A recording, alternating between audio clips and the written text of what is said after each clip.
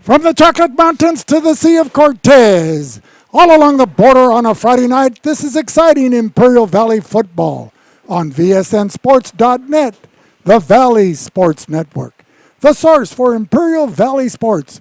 For John Moreno, this is Vic Carrillo at beautiful Willis Ward Field here in Calexico as the Calexico Bulldogs host Castle Park High School from the South Bay of San Diego. Ladies and gentlemen, we introduce tonight the voice of choice, Johnny Moe, John Moreno Brown. Well, Vic, it's great to be back home. I got to say this, we left here back in, was it April, and we're back at Ward Field for the second game for the Calexico Bulldogs against the Castle Park Trojans out of Chula Vista. And these teams looked pretty well matched, coming in both with a loss last week, with the Castle Park Trojans with a 32-0 loss against Rancho Buena Vista, and then the Bulldogs coming in with a tough loss against the Palo Verde Yellow Jackets of 15-6. Well, John, but both teams come in with, particularly Castle Park comes in with a very experienced coach, and that's Francisco Paco Silva, who led the team to a 3-2 record during the pandemic season in the spring as a result of the COVID-19. But he has 22 years of experience under his belt.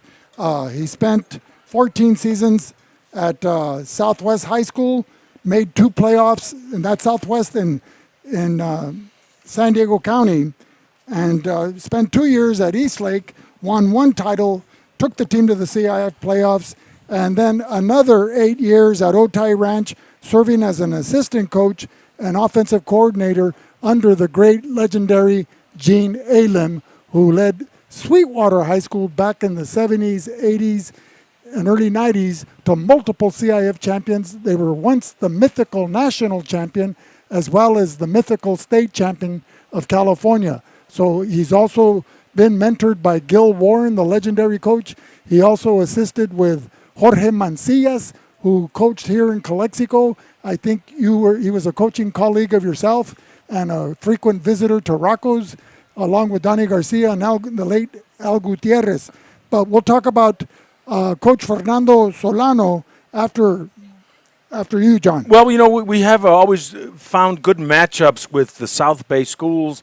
We played Montgomery, we played Hilltop, we played Sweetwater, and we played Southwest. So, bringing in Castle Park, which I think is the first time that Calexico and Castle Park are playing, I think it's a good match. A lot of the names that we see on the rosters have Spanish surnames, and just like Calexico and Castle Park, we've got that very similar demographic.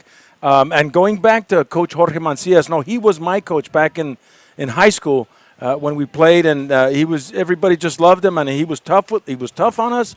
But, he made the practices fun with the things that he said. He was our line coach, offense and defensive line. And I just remember all the good times that we had with Coach Mancillas and, of course, the late, great Al Gutierrez and Donnie Garcia. These guys, they worked well together, but during game time, I could see them arguing. I remember Donnie Garcia up in the crow's nest just yelling down at Mancillas for whatever reason. But at the end of it all, they were really good friends and good colleagues. But they may have not agreed on many things, but they did teach us a lot of things. And that's the whole thing about being a coach, is to be a teacher.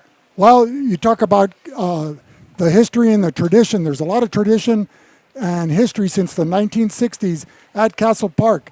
It used to be just Chula Vista High School and Hilltop in the South Bay area. Then Castle Park and Bonita Vista were added to the fold. Castle Park, some of their famous alums are John Fox, who coached for the Denver Broncos and led the Carolina Panthers to the Super Bowl. His offensive coordinator was Jimmy Skipper, who I played against at Brawley in the late 60s, and remains a good friend of mine today. He's retired now. A couple of football standouts in Zeke Moreno, who played linebacker at USC and had a brief pro career, and then his younger brother, Moses Moreno, who played at Colorado State at quarterback, and then he played with the Chargers back in the glory days. Right, I remember Zeke Moreno. I'm buying a jersey for my son because the Chargers had a a player named Moreno, number 57. So it was, Castle Park, put out some very good athletes. A lot of good athletes coming out of the South Bay, but Calexico comes in tonight with an 0-1 record. The only win they had in the COVID season was against Southwest. Tonight, they're coming off that loss against Palo Verde, so they've got to make some adjustments. From what I understand, for the last week, there was mental mistakes on both sides of the ball. Well, that happens early in the season, John. But their head coach, Fernando Solano, this is his first full season as the head coach. He was hired a year ago in the summer, but because of the pandemic, the kids didn't come back to school till February, March. And so trying to put a football team together for the spring season, many of the seniors, if not all of them, that were returning, and there were some good ones, opted not to play their senior year. So last year's squad in the spring was a sophomore-laden and junior-laden team. It should bode well for them this year. Another benefit, John, was right after school ended in June, they were able to come back in the summer and continue playing. So he comes back. This is his second season. They finished 1-4. They came in fourth place in the IVL. It's a young team returning, as I mentioned, and the Bulldogs look to come out to try to establish a balance attack behind the passing of young quarterback David Esquer, along with Abraham Zazueta, and the running of Ernesto Lopez, along with Ernie Lopez. Okay, but Abraham Zazueta was... Ernie Sanchez. Ernie Sanchez, yeah. Ernie Sanchez's father was a class of 06, Vic, and he broke a lot of records on the rushing side. He had broken Randy Robinson's season rushing record from 1982-83 season, but his biggest game that year was against Vincent when he scored 6 touchdowns against the Scots. I scored that many touchdowns, not even in my backyard, John, when I was a kid. Well, they just kept giving him the ball, and he was just running and pounding. Well, anyway, some of the key players that for Calexico in tonight's ball game are David Esquer, the quarterback, Abraham Zazueta, he'll be wearing jersey number 22. Running back and defensive back, Ernie Sanchez, number 21. A wide receiver, a good one, Andrew Rivera, he'll be wearing jersey number 19. And Andres Castro, a running back, he'll be wearing jersey number 26. Now, Rivera, is that any relation to the Alvarado family? I don't believe so. I believe unless it was either Anthony or Enrique, one of them, that I think their kids go to Imperial High School. Okay.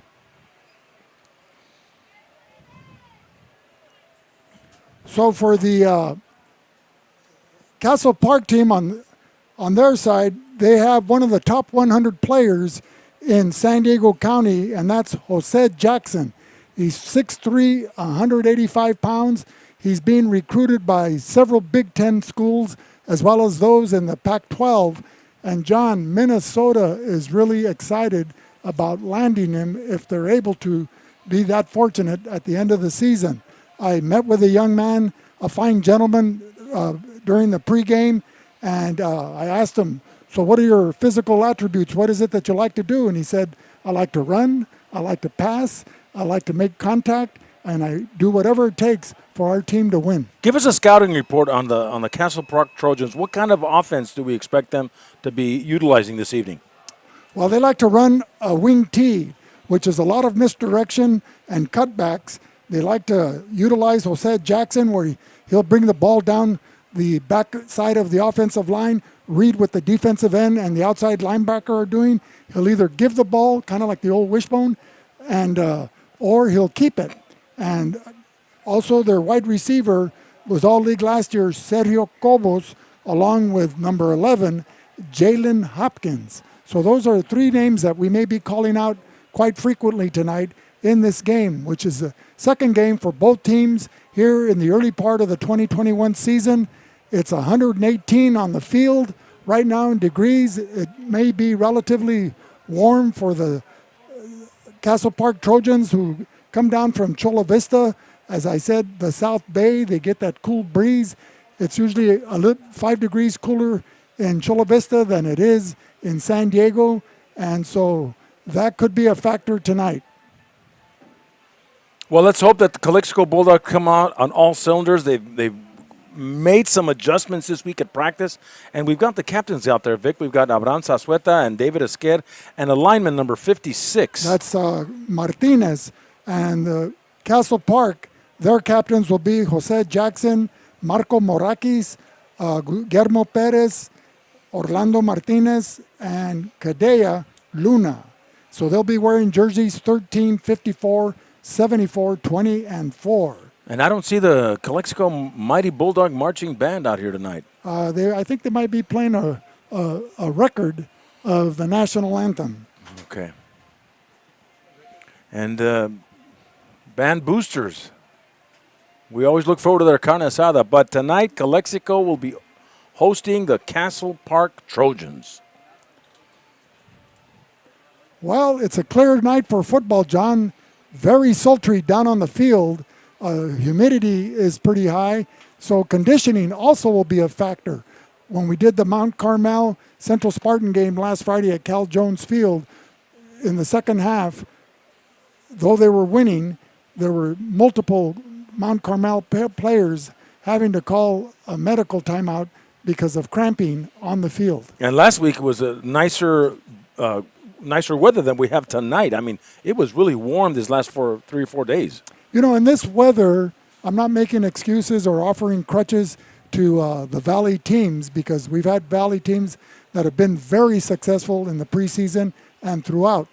But the weather is a factor when kids are considering whether they are going to come out for high school football or not, because they're not used to practicing with all that full gear. And one thing that we'll see tonight with the referee association from the Imperial Valley Football Association is they'll be looking out for the players' safety first before they look at the score. And here's a word from our sponsors. For the best burgers in town, it's Burgers and Beer at 260 North Imperial Avenue in El Centro. Open 7 days a week and serving breakfast, lunch, and dinner. Burgers and Beer is the place to watch the big game. Great food and great service. That's Burgers and Beer. And by Ivy Welding and Mechanical, industrial welding contractor for all your heavy metal needs. Ivy Welding incorporates welding techniques to build high-quality systems that exceed client expectations and uphold industry regulations. Fred Baeza at Ivy Welding and Mechanical in El Centro. Well, Vic, the coin was tossed, and what were the results? Calexico will receive. So Calexico will be receiving. The field runs in a north-south direction, John, as the Calexico team is on the west side of Willis Ward Field. The Castle Park Trojans are on the east side of the field. They were looking into the sun when they came out for the pregame warm-ups at 5:30, but now with the sun going behind us and these beautiful stadium bleachers here that can seat, what, John, about 3,000 fans? On this side, yes, I believe so. It's pretty close to 2,500. And 1,500 on the far side, the visitor side? I think it's, something like that. So we have a decent crowd for the opening, the second home game for the Calexico Bulldogs. They lost 15-6 last Friday when they hosted the Palo Verde Valley Yellow Jackets, who are now in the Manzanita League. And there's only 5 teams in the Imperial Valley League. And those teams are Central, which won the championship with a 5-0 record, Brawley, which finished 4-1, losing the Bell game 28-20. Then it was Imperial that finished 3-2. Their only losses coming against Central and Brawley.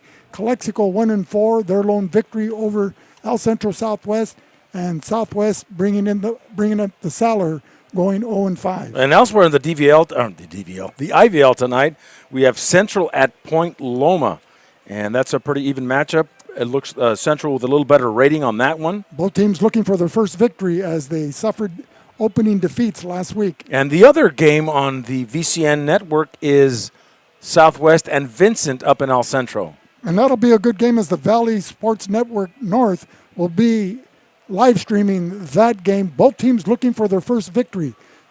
El Centro Southwest lost a heartbreaker to the ever-improving Hopeville Vikings, 33-28, I believe. And Vincent Memorial took it on the chin, 55-8 or 55-7, excuse me, going to Balboa Stadium, the legendary stadium where the San Diego Chargers first played in the 60s. And they lost 55-6. And we welcome the guest announcers up at Vincent and Southwest with Murray Anderson and Brett Crawford. So That's an exciting treat for the fans. You know, I love reading Brett Crawford's columns that come out weekly for the Imperial Valley Press. And Murray Anderson, an outstanding basketball coach in his own right, but also a great journalist. And now he can add telejournalism to his repertoire. And then up in Valley Center, you have Brawley over at Valley Center playing them, and that is a pretty good matchup. But Brawley still with a higher rating than Valley Center. Well, Brawley played in the scrimmage up at El Capitan 2 weeks ago. Very tough, John. And Scripps Ranch poured it on 58 to 31 over their opponent last Friday in their opening victory. And then Brawley took on the always tough modern-day Crusaders, also of the South Bay. It's a Catholic powerhouse along with St. Augustine and Cathedral Catholic. And they totaled over 700 yards, 350 yards passing, and the two running backs both had 150 yards plus. And the other game in the IVL is Imperial at West Hills, with Imperial with a lower rating on that one, but we're looking to go to Imperial next Friday. Imperial under David Shaw as their head coach. They looked very good against El Capitan, winning the unofficial scrimmage 28-6 2 weeks ago in Lakeside. So all these teams should bode well. Don't forget Hopeville. They're hosting Mountain Empire in Hopeville.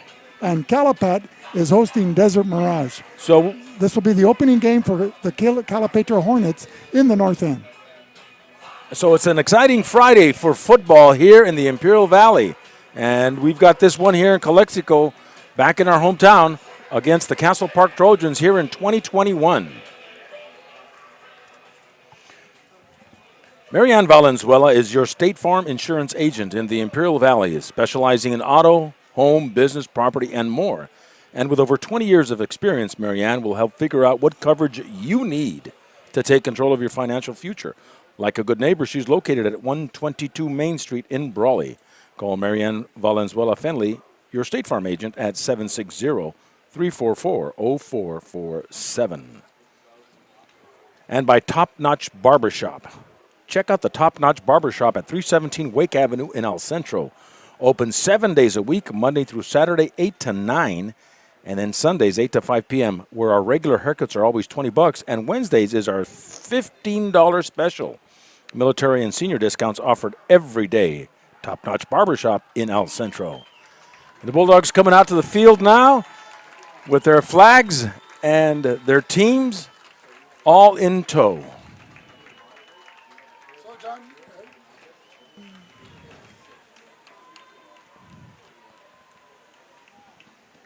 So as we get ready for the start of the game, we're going to have the national anthem being played with the...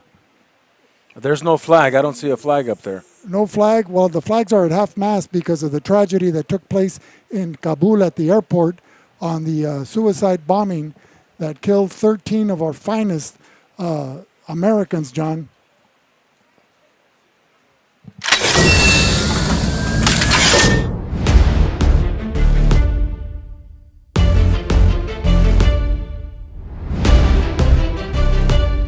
From the Chocolate Mountains to the Sea of Cortez.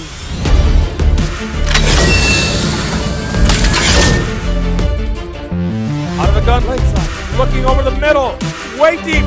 Pass is caught by number 21. Touchdown.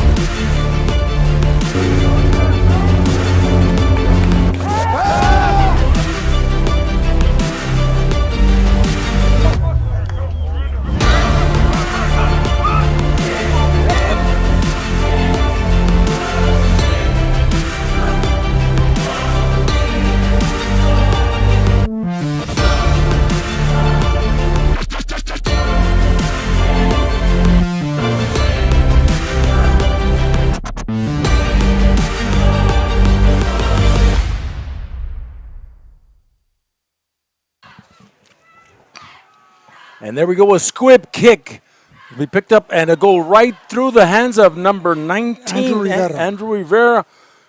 And the Calexico Bulldogs will take that at the 25. So they'll be up first with the ball here. Offensively, the Bulldogs will go with David Esquer, Ernesto Sanchez, Andres Castro in the backfield. The wide receivers are Pedro Cruz, Andres Ramirez, and Andrew Rivera. Offensively, left to right, they'll go with Arredondo, Gastelum, Martinez at center. The right side is Santiago and Silva. At the 20, 1st and 10, that's David Esqued under center. He'll take the snap and hand off to number 21 for Calexico, coming down the near sideline and getting up to about the 42, and that is number 21, Ernesto Sanchez, and it'll be a 1st and 10 for Calexico. He just took that ball and just ran with it with reckless abandon, Vic. That's the kind of football we like to see. Defensively, the Castle Park Trojans will go with David Peña as outside linebacker, Amador Aguilar, Guillermo Perez, Noah Matthews, the interior lineman, along with Marcos Morachis. Esquer, another handoff to Sanchez. This time not so much. He'll pick up 5 as he just goes right up the middle. And he's stopped by number 74, Guillermo Perez. He likes to go by Memo, 5'9", 270 pounds. The linebackers are Eri Pano and Ricardo Soto, number 7 and 55. The defensive backs are number 11, Jalen Hopkins, number 14, Isaac Lucero, 20, Orlando Martinez, and 22, Sergio Cobos are returning all Metro South Bay. 2nd and 5 for Calexico at their own 45-yard line with David Esqued. He's got double-double formations, one lone setback, and that is Ernesto Sanchez. Rivera in motion. He'll quick pitch it to Rivera, going to the left side, turns it up the field, goes farther out and gets a 1st down, and more penalty flags are thrown. He is thrown out of bounds at the 45-yard line of Castle Park. So we'll see what that flag is out there. It's a holding call against Calexico. It'll bring it back 10 yards. Well, John, an excellent block thrown by number 57, Nisael Gastelum, 5'10", 210 pounds, the pulling guard, as he was able to get to the outside, and he took out 2 Castle Park defenders, those being Peña and Aguilar, but it wasn't until Ricardo Soto and Eri Paño were able to make the collar there, but all for naught as the Bulldogs being penalized. Now they'll be faced with a 2nd and 13 from inside the 40. Esquer going to keep it. Running the option, pitches it. Number 30 coming this way. That is Prades. Zeus Prades will take it, get about 7 yards, and take it inside the 46-yard line. They'll spot it right there. Pushed out of bounds by number 11, Jalen Hopkins, along with number 22, Sergio Cobos, assisting on the play. So the Castle Park Trojans in all white uniforms with red numerals and black helmets. Their colors are red, black, and white, similar to San Diego State, John. That's where you graduated from, right? That's where we all graduated, Vic. You too. 3rd and 4 at the 46. They got to get to midfield with Esquer out of the shotgun.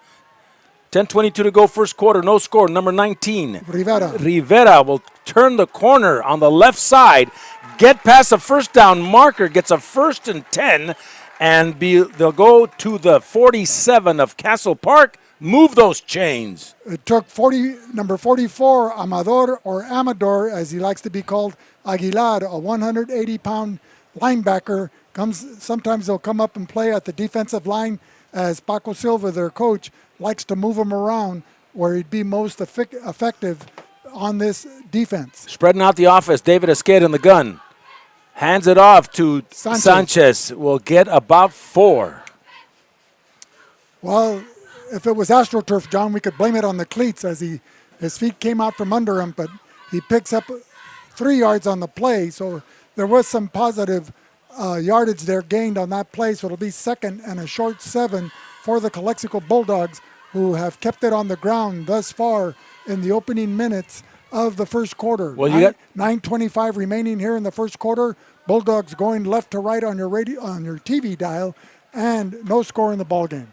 2nd and 6. Esquer looking out of the pocket, rolls this way, evading tacklers, and runs out of bounds inside the 45 at about the 42-yard line. Okay, this is the difference on the preparation of the passing game.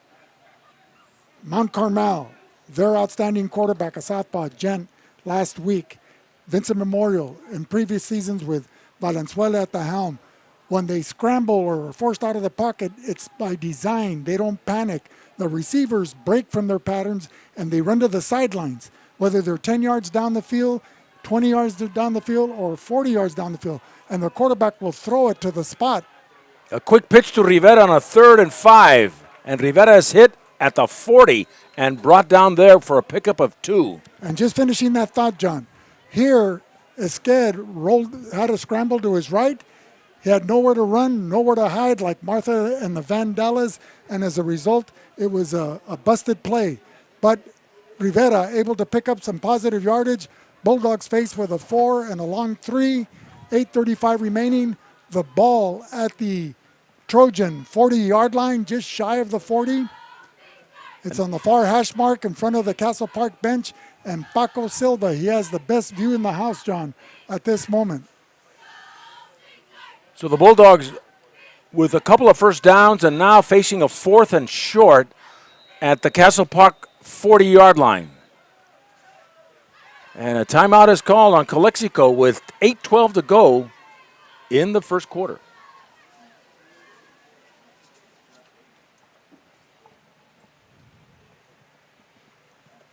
For the most in-depth local and regional news and the best high school sports coverage around, check out the Calexico Chronicle and the Hoteville Tribune in print or online at the all-new CalexicoChronicle.com, chronicling our community, border, region, and beyond since 1904. And does your license plate frame say Robinson Ford? Offering an inventory of both new and used vehicles. Robinson Ford Sales is at 1777 North Imperial Avenue. Call us at 357-3141 for the best-selling cars in the country. Come check out the new Bronco for 2021. Have you earned your varsity letter? Well, get your Letterman jacket started today at lettermanandbros.com. Call them at 693-5034. That's 760-693-5034. Ask for Dan at Letterman's and Bro.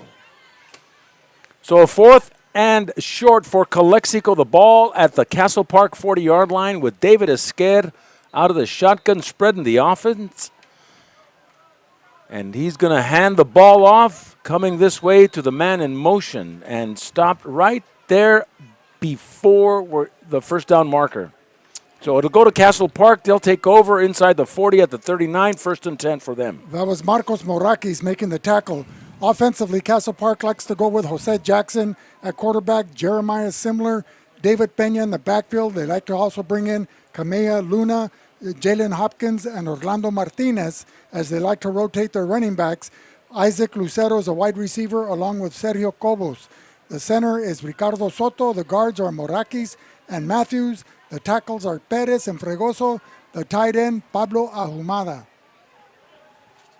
Jose Jackson under center. Oh, somebody's moving on the right side of the line, and that'll be a 5-yard penalty for a false start for the Castle Park Trojans, and it'll move the ball back inside the 35.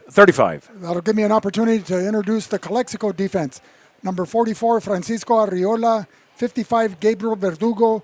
Number 20, Thomas Ibarra. And Andres Castro will be up in the front 4, along with Abraham Sasueta as the outside linebacker.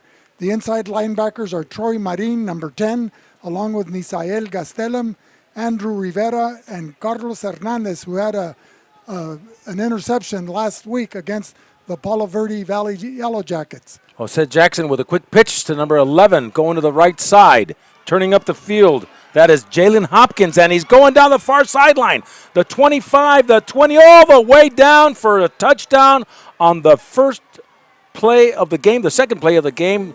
That is Jalen Hopkins takes the handoff at the 39 and just goes down the far sideline untouched for a touchdown. Taking a quick pitch from quarterback Jose Jackson, running behind the blocking of Marcos Morakis and Guillermo Perez. Hopkins,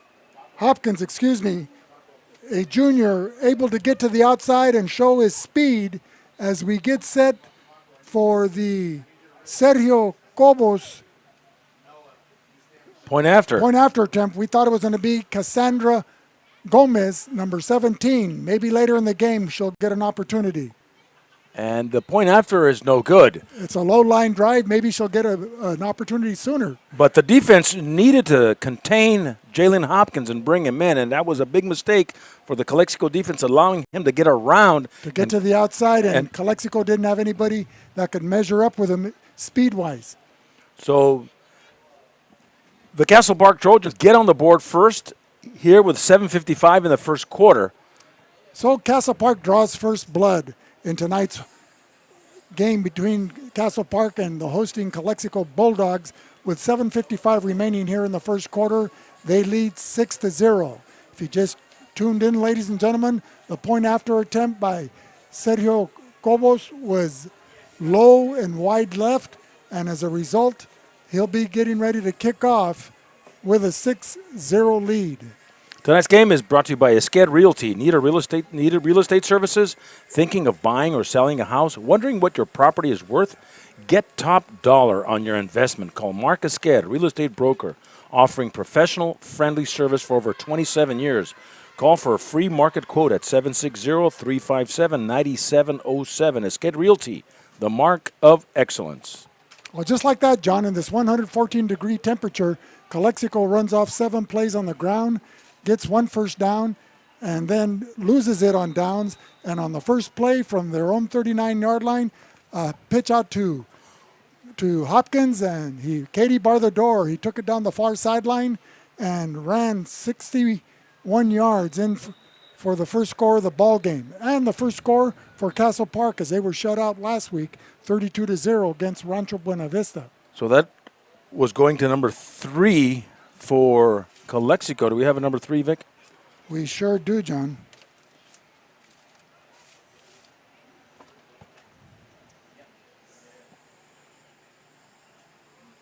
I guess we don't. Well, we'll have to update the roster. Nonetheless, Calexico has a football at their own 20-yard line. This time they have to make something happen. They've got 2 first downs at the last series. Took about almost 4 minutes off the clock. Now there's 7:55 to go, and one play by Castle Park brings it down the far sideline for a touchdown.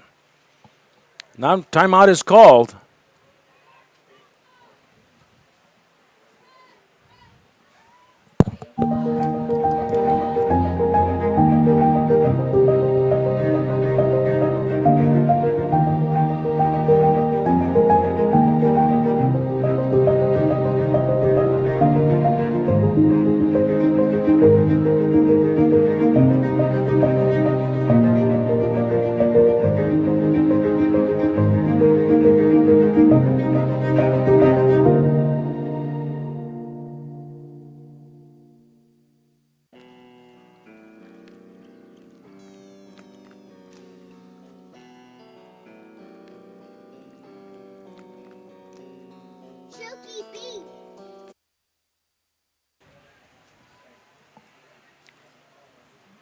First and 10 for Calexico at their own 20-yard line. Second series of plays. Esquer out of the gun. Handing off to Sanchez. Sanchez goes between guard and tackle, finds a lot of room, and now he's going down the near sideline. 50, 45-40, 35-30, 25-20, 15-10, touchdown, Calexico! And there was Ernest Sanchez, shades of his father from 2006. Took it from the 20-yard line, an 80-yard run for Calexico. Well, he started out to the left side, John, behind the blocking of Misael Gastelum and Christian Martinez, and cut back to his right in the middle of the field about the 30-yard line, and then it was a foot race to the 50, and once he crossed midfield, John, he put on the afterburners, and it was 6 points for Ernesto Sanchez. And we've got the point after, and it is wide to the left, so it's no good. So we're tied at 6. So one run and then another run, and we've got 2 touchdowns One for Castle Park, one for Calexico. We're tied at 6, 7:42 to go, first quarter. It was more like a track meet, John. A 61-yard run, touchdown to open the game by Jalen Hopkins, and then Calexico counters back with Ernesto Sanchez, a junior, scampering 80 yards for a touchdown to knot the score at 6-6 with 7:42 remaining here in the first quarter. Well, Ernest Sanchez just really found an open hole, Vic, in the left side of the offensive line, got past the linebackers, and there was one man to stop him, jukes him to the right, Vic, and takes it just all the way down. It was a thing of beauty. Who was number 3, John? Andres Ramirez, that's what one of the coaches, former coach. He's number 12. He's number 12. Okay, so I guess it isn't him. Okay, we'll find out. So he may be just registered for school this week. So number 71 missed that extra point. He's one of the linemen. Well, Lorenzo Rodriguez, number 99, 6'2", 330 pounds, was supposed to kick the ball, but it didn't look like him there. It looks like him right there on the field, Vic, standing at the 37, and deep to receive for the Castle Park Trojans at the 20. A little pooch kick, but they're going to stop it. That was number 7 for the Eri Pano, an outside linebacker on defense, 140 pounds, calling for that fair catch. Luckily that the play was called back because he wasn't able to handle the pooch kick. And it was a lining up in the neutral zone here. It was an encroachment call against Calexico. So they'll move it back 5 yards. They'll kick from the 35.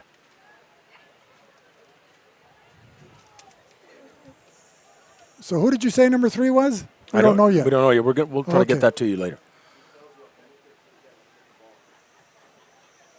So the big number 99, Vic. He's big, 330 pounds. It's a little pooch. It'll be fielded. It'll be touched by Castle Park, and looks like Calexico may have recovered. That was Zeus Prades, number 30, the first one down on the kickoff coverage team to make contact there. And as a result, everybody's slapping him on the helmet. So correction, John, it was number 80 for Calexico. And that's Andrew Rivera. Are you sure you got these names right, or the numbers? It seems like there are multiple numbers and names. So it's a first down for Calexico. They're coming out at the 41-yard line of Castle Park. Anyway, ladies and gentlemen, we apologize, and I particularly apologize for any mispronunciations or any wrong names being called out until we can identify them properly. Again, Ernest Sanchez will get the handoff, crossing the line of scrimmage, picking up 2 yards. Not much there. Bring up a 2nd and 8 for Calexico. 7:27 to go first quarter. We're tied at 6. Running behind the blocking of number 67, Isaac Santiago, and number 77, Yair Silva. The left side seems to be the Bulldog strength on their run blocking by their offensive line, and it's just a matter of who can control the trenches here early in the game.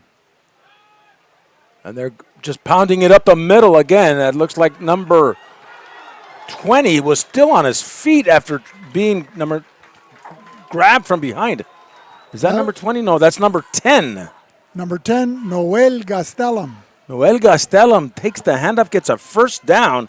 They'll spot the ball inside the 30 at about the 29, so the best field position for the Bulldogs thus far. Okay, there's a Nisael Gastelum. He's the right guard, number 57, and Noel Gastelum. So Gastelum will get it again, but no, he fakes the handoff. That's Abraham Zazueta taking the ball. The quarterback, keeper, the left side. Touchdown, Calexico! Abraham Zazueta keeps the football, goes to the left side, down the far sideline, and puts 6 points on the board as he takes it to the house. Running behind the blocking of Mario Arredondo, 6'2", 260. Abraham Zazueta, who didn't start the game at quarterback, shows his athleticism there as he keeps the ball fakes the dive, keeps it, breaks to the outside, and outruns the defensive secondary, in particular Isaac Lucero and Orlando Martinez. So the Bulldogs get set for the point after attempt with number 71 handling the duties. Snap, set, kick. Will he cross? Yes, he will. That is good. And so with 6.5 minutes to go, just like that, the Bulldogs are up 13-6. Tonight's game is brought to you by Brownie's Diner, located at 990 Main Street in Brawley. Brownie's Diner serves up good food with the Town Pup menu. Come by and savor a delicious steak from Brant Beef or their famous chicken fried steak. At Brownie's Diner, you'll leave satisfied. Call for takeout at 760-344-2938. Brownie's Diner in Brawley. And by Imperial Printers, we are ready to help you with your next project. From business cards to yard signs and everything in between. Give us a call at 760-352-1300 for a quote or any questions you might have. Located at 430 West Main in El Centro, Imperial Printers. What can we print for you today? So the Bulldogs are kicking off once again. Here in the first quarter. It'll be Lorenzo Rodriguez, number 99, 6'3", 330 pounds. It'll be fielded by number 7, who'll down it at the 31-yard line, will not return it. Number 7 for the Castle Park Trojans is Ari Pano, John. Ari Pano. So he's a senior. He weighs 140 pounds, 5'9". So now we get to see Jose Jackson come out to lead the Castle Park Trojans. They were only on the field for one play as they took the ball over on downs on their own 39-yard line. And on the first play, the handoff to Jalen Hopkins, he burned up the field on the far side as he took it to the house on a 61-yard TD scamper. Everybody's in tight. Jose Jackson fumbles the football way back inside the 20 as it was batted out of his hands. And Calexico may have recovered. Wow, Lady Momentum is really looking down on Calexico tonight. Well, the Bulldogs get excellent field position with 6:22 remaining here in the first quarter.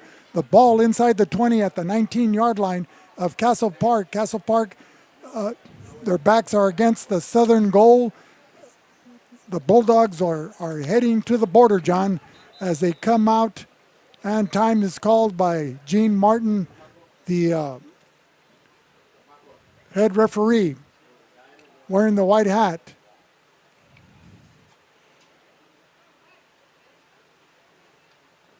And there's going to be a conferring between Fernando Solano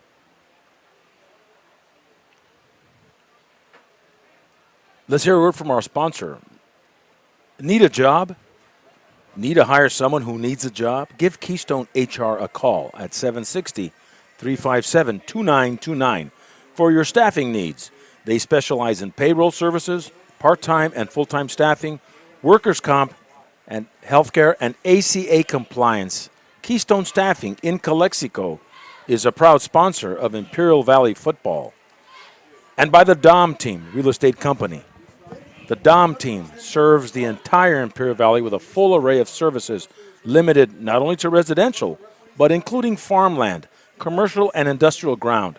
For honest and reliable real estate advice, it's the Dom Team Real Estate Company at 760-337-8600. And by Jesus Cachu Escobar, Supervisor District 1, a proud sponsor of VSN, and as a committed public servant, Jesus Escobar's civic and community involvement includes being a board member of the Border Communities Capital Company. Jesus Escobar would like to thank his constituents of District 1, and he wishes all the Valley teams a great season.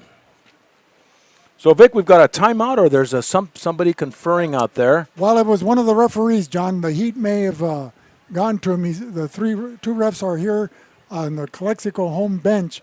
They're giving him water. The medical staff from Castle Park graciously came across the field as they were summoned by Fernando Solano, the Calexico head coach, to come and tend to him. You know, the heat is a factor, as I, in my pregame commentary, mentioned.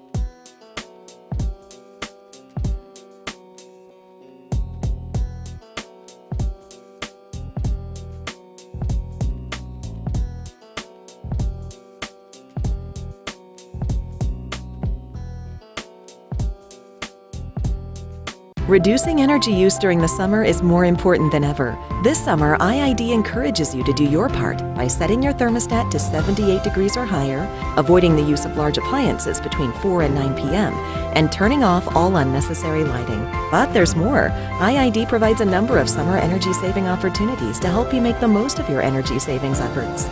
Check out our tips and energy saving guides at IID.com. Let's work together to stay cool and save energy this summer.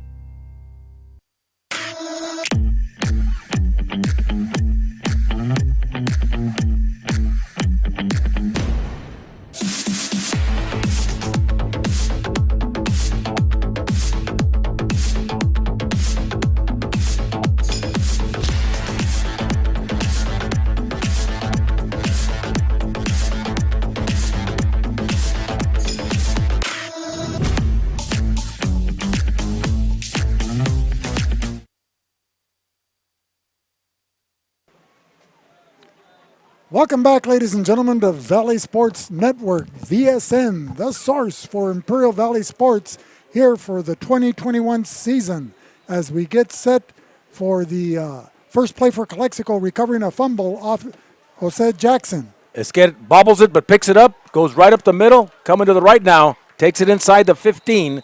Will pick up about 5, so what could have turned into something ugly turned into a positive. So Esquer bobbles it, then takes it up to the 14-yard line. The Bulldogs incorporating no huddle as they're getting set out there with Esquer now under center.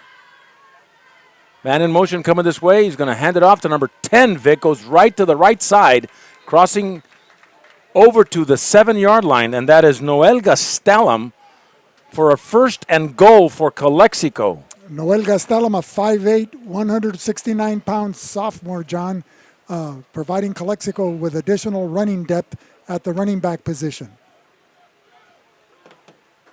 Esquer under center, first and goal. Penalty flags.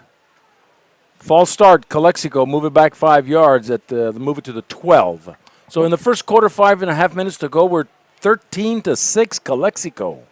John, I'd like, on behalf of Valley Sports Network and the city of Calexico and the community, offer our deepest condolences to the Gaston Lopez family. Gaston Lopez, a pillar in Calexico history, a pioneer family, passed away recently. He was 85 years old. Our deepest and sincerest condolences to Maria Elena, the widow, his children, Gaston Jr., Adriana, Eduardo, and Alejandro. Our prayers are with you. David Esquer on a keeper going to the left side, fakes the dive, runs the option, runs it beautifully, and scores a touchdown, Calexico. Well, once again, Calexico relying on the run blocking of Nisael Gastelum and Mario Arredondo on the left side, along with Christian Martinez, the center, able to clear out a path for Esquer on another quarterback keeper to score. So with 5:11 remaining in the first quarter, Calexico 19-6, and now the point after attempt was good. Calexico leads 20-6. Surprising display of offensive attack for the Bulldogs. They haven't scored this much in a couple of years, but tonight it's It's their night so far. In the first quarter, it's 20-6. It's only the first quarter, John. We have plenty of football remaining. Don't start cashing your chips in now. I'm not cashing the chips in, but I'm surprised at the execution of plays, Vic. Well, the execution has been good on the ground, John, and I attribute that to the shortened pandemic season in the spring. Spring football, very prevalent in the south of the United States, where they have full gear, full contact spring football along with their fall season. So the players, sophomores and juniors that played back in the spring are now juniors and seniors. And so that experience led into the summer, and here we are, the second game of the season, John, and they look like they're on all cylinders.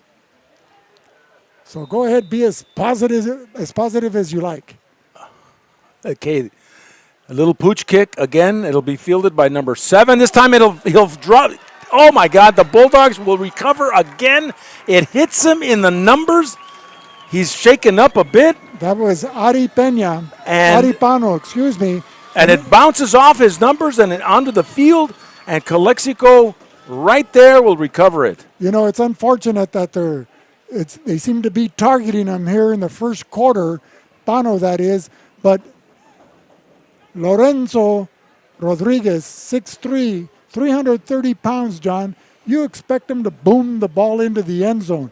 And here he is, pooch kicking it 15 yards downfield, and that can be deceptive. Right, and he pooched it twice to the same guy. Right, where there was 3 times. The first time it was called back on an infraction penalty.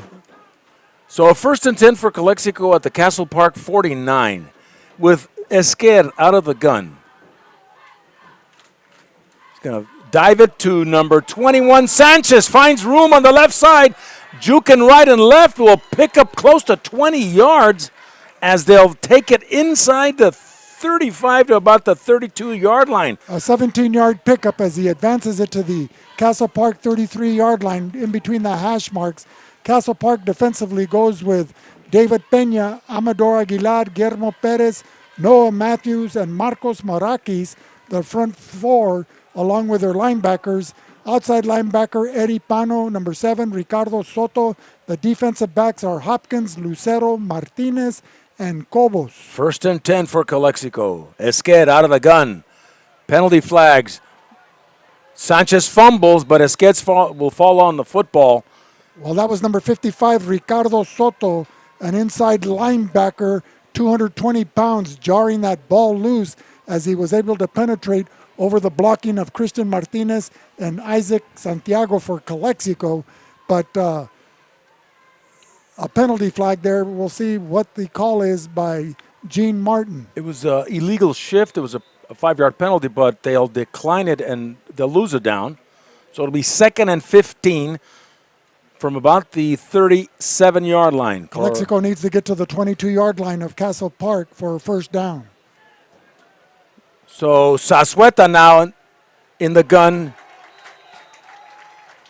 completes a pass to number 3. It's a mystery person, John, because we don't have his name on the roster. Let me go talk to the assistant coaches. He'll pick up about 10 yards, but still not enough for a 1st down. So it'll be a 3rd and about 6. The ball at the 28-yard line. You know, with school just being in session, completing 1 week here at Calexico, El Centro and Southwest just finished their 2nd week. Sasueta with a handout to the motion man. Finds a lot of room down the near sideline. The 5 to 10. Touchdown, Calexico. Andrew Rivera in motion coming this way. Takes the handoff from Sasueta. Puts another 6 points on the board for the Calexico Bulldogs.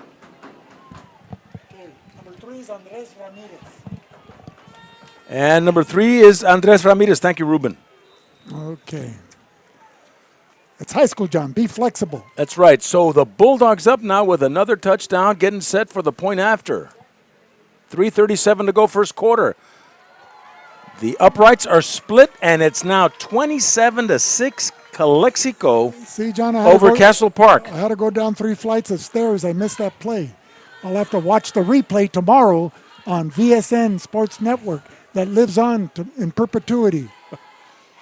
Ojeda Industries, commercial and industrial equipment supplier. Ojeda Industries is proud to sponsor the Valley Sports Network. Ojeda Industries was voted Imperial Valley Press Reader's Choice for the best farming equipment provider in 2019, located in Brawley. Ojeda Industries is here to serve you.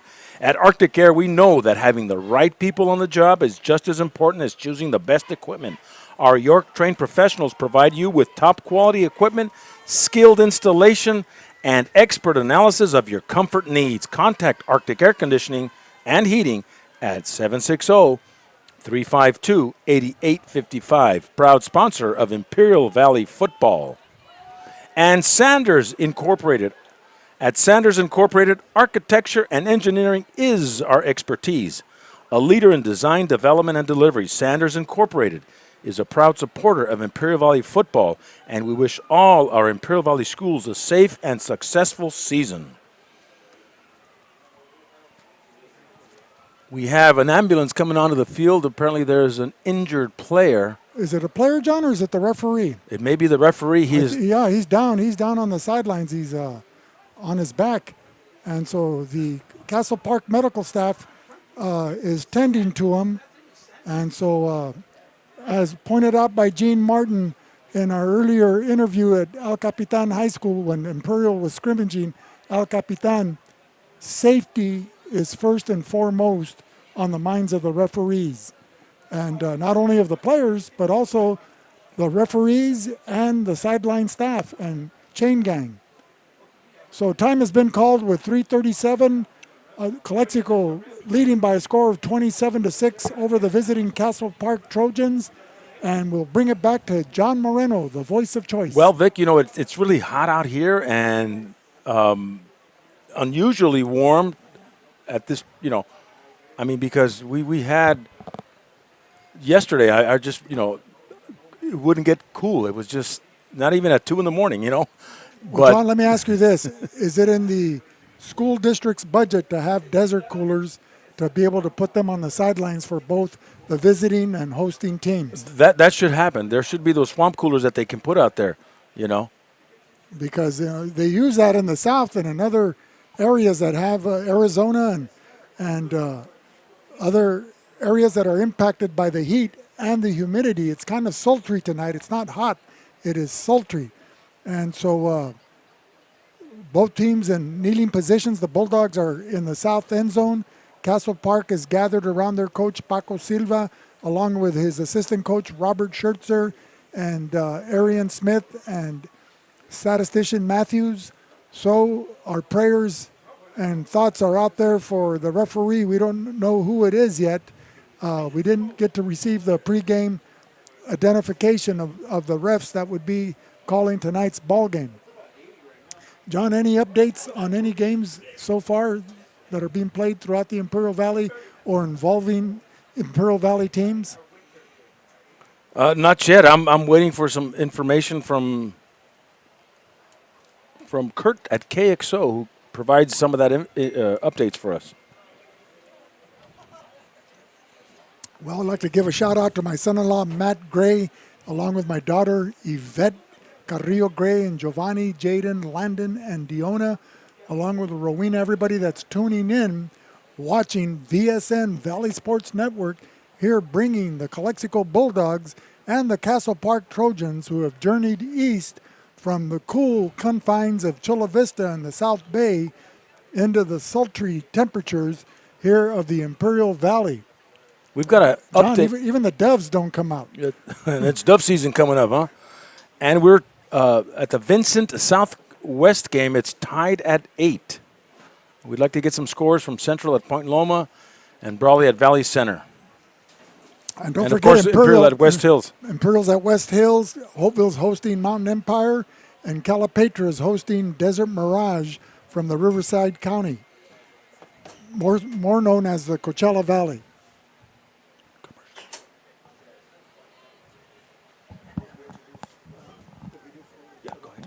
And I'd like to thank my grandson Landon for telling me that my voice is doing okay. Good program starts in the weight room. I mean, that's just the mentality of a program.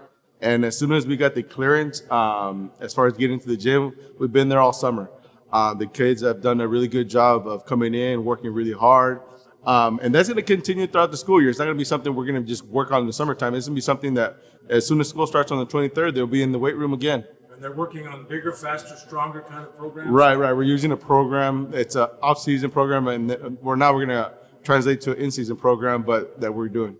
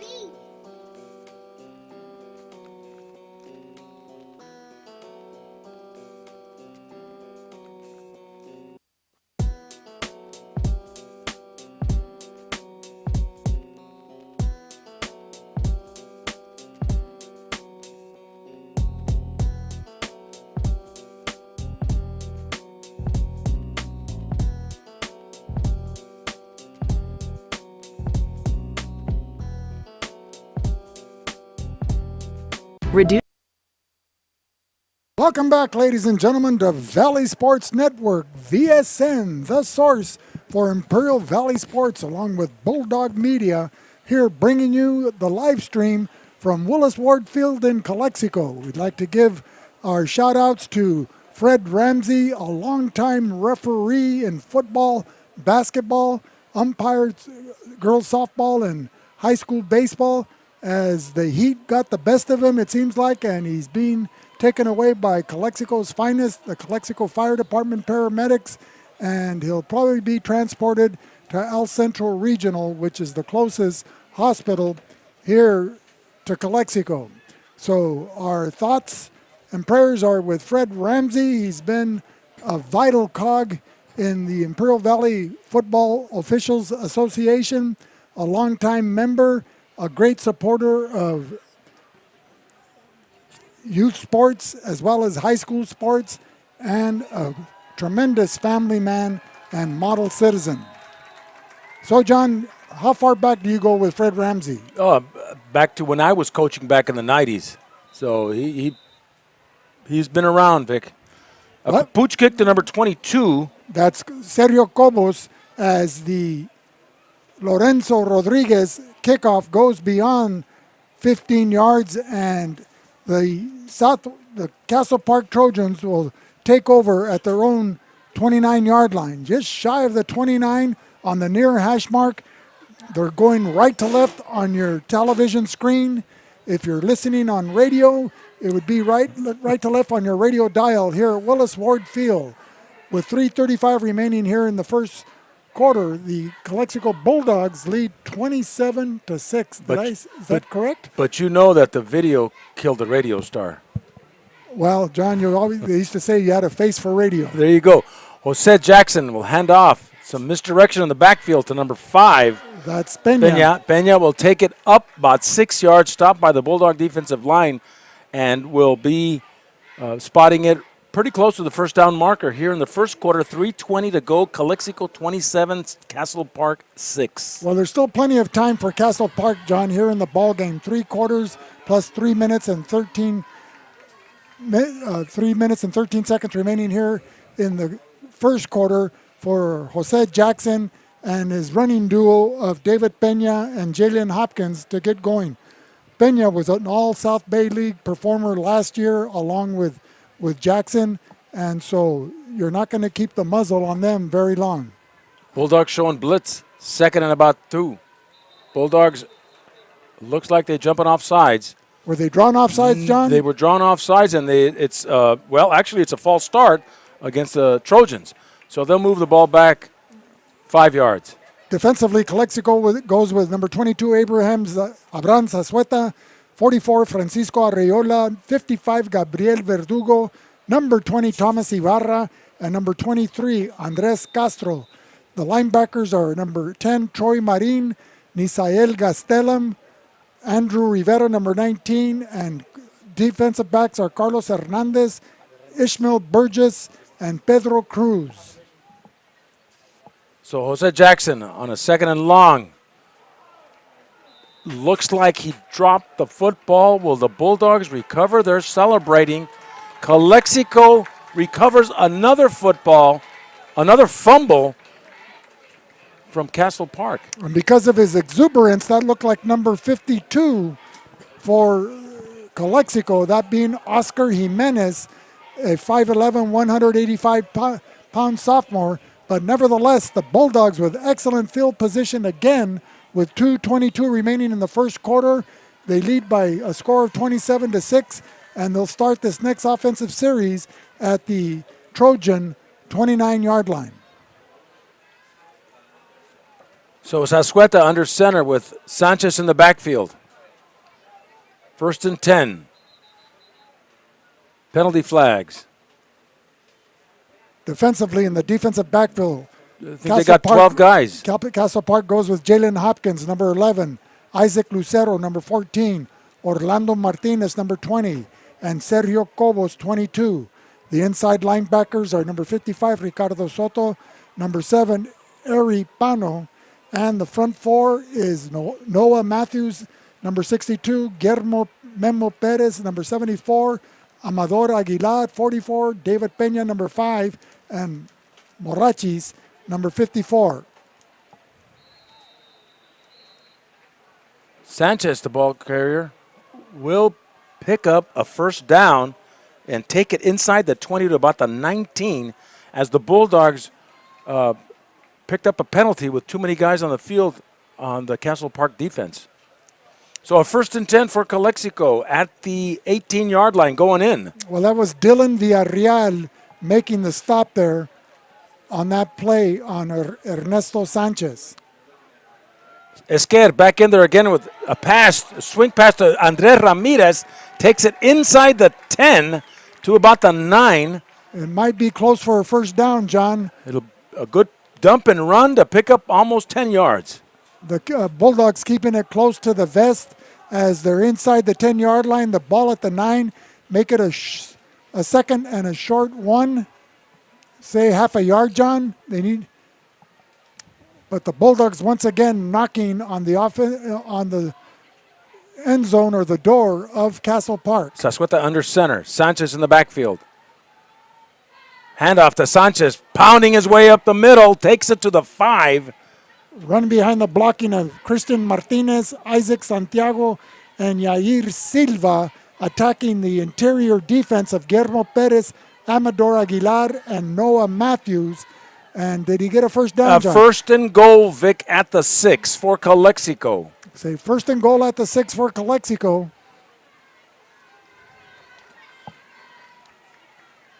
Bulldogs southbound here at Willis Ward Field. The field runs in a north-south direction, so the wind, if there's any, is not a factor thus far this evening. So Zazueta's back in there, out of the shotgun, with Ernesto Sanchez behind him. Man in motion coming this way. Zazueta decides to keep, takes it to the left side, crossing the 5, but there is a penalty flag way down there. Illegal shift on Calexico's part. That's a 5-yard penalty, so they're going to move it back from the 6 to about the 11. So it'll still be a 1st and goal, but this time at the 11-yard line. Well, John, you know, the interesting thing about Valley Sports Network is not only are we being live streamed locally, but also globally. It's in Europe, we've gotten calls and views along the East Coast, and particularly in Imperial with the Carrillo and Gray family, among others. Esquer looking for a man, diving that catch. Will he?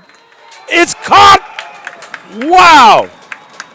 Number 6, is it, Vic? No, it's number 19, John. Andrew Rivera, number 19. I can't believe I just corrected you. Okay, that's fine. 27 seasons on radio in our first Andrew season. Rivera diving into the end zone for a touchdown. Well, John, in all fairness, he was number 80 until the game started. And they switched jerseys. They gave him number 19. Well, So anyway, the Bulldogs extend their lead to 33-6 as we get set for a number 71 point after attempt.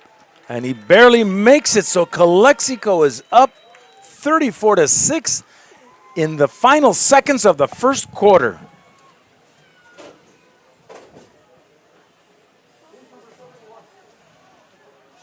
Reducing energy use during the summer is more important than ever. This summer, IID encourages you to do your part by setting your thermostat to 78 degrees or higher, avoiding the use of large appliances between 4 and 9 p.m., and turning off all unnecessary lighting. But there's more. IID provides a number of summer energy-saving opportunities to help you make the most of your energy savings efforts. Check out our tips and energy saving guides at IID.com. Let's work together to stay cool and save energy this summer.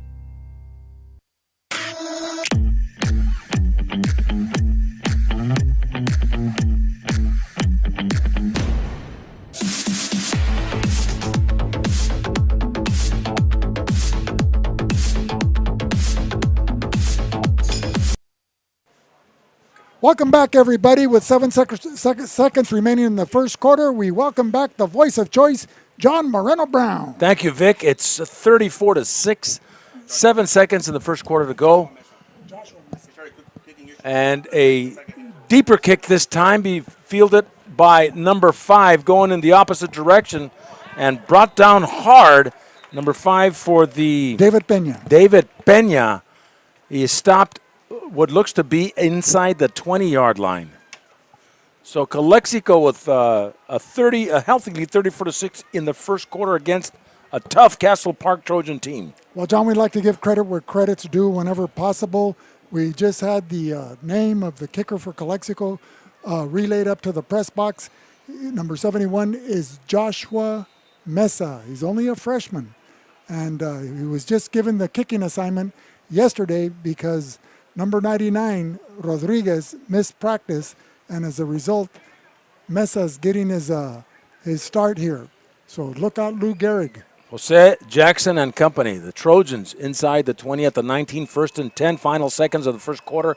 Quick pitch to number 11 coming the far Hopkins, side. Jalen Hopkins. Jalen Hopkins, number 11, will get about 5. He already has a 61-yard touchdown jaunt to his credit that started the scoring for the Trojans as we come to an end of the first quarter. So after one quarter of play at Willis Ward Field, Calexico 34, Castle Park 6.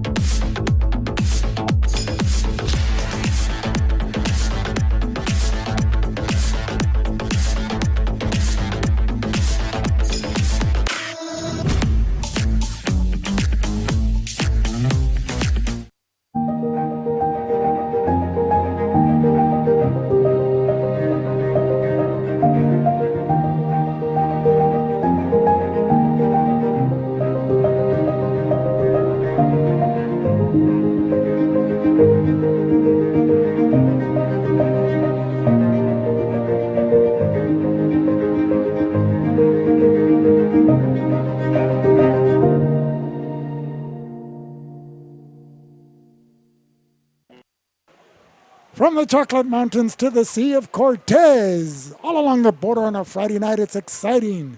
Imperial Valley football. Welcome back, everybody.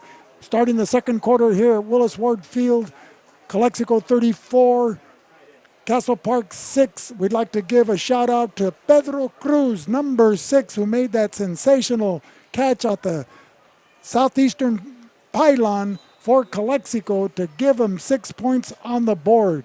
He was the recipient of junior quarterback David Esqued making the throw. And now we get set for the Trojans of Castle Park and Jose Jackson. A handoff right up the middle. A lot of misdirection out there. The handoff went to number 44.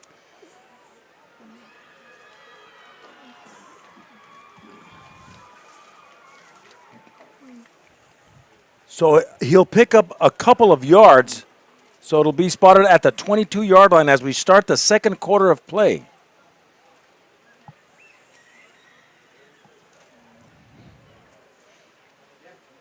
So third and about 8. That was Amador Aguilar, the ball carrier, number 44. He was wearing 17 last Jackson week. on a screen, left side, pass is caught. Hopkins finds a little room. Still on his feet. And might have picked up a first down. He did pick up a first down as he took it to about the 31. So Jose Jackson, under a lot of pressure and duress from the front three of Calexico, that being Gabriel Verdugo, Francisco Arriola, and Thomas Ibarra, throws a little flare pass out to Jalen Hopkins in the flat, and Hopkins able to advance the ball to the 31-yard line. So a 1st and 10 for the Trojans with Jose Jackson under center.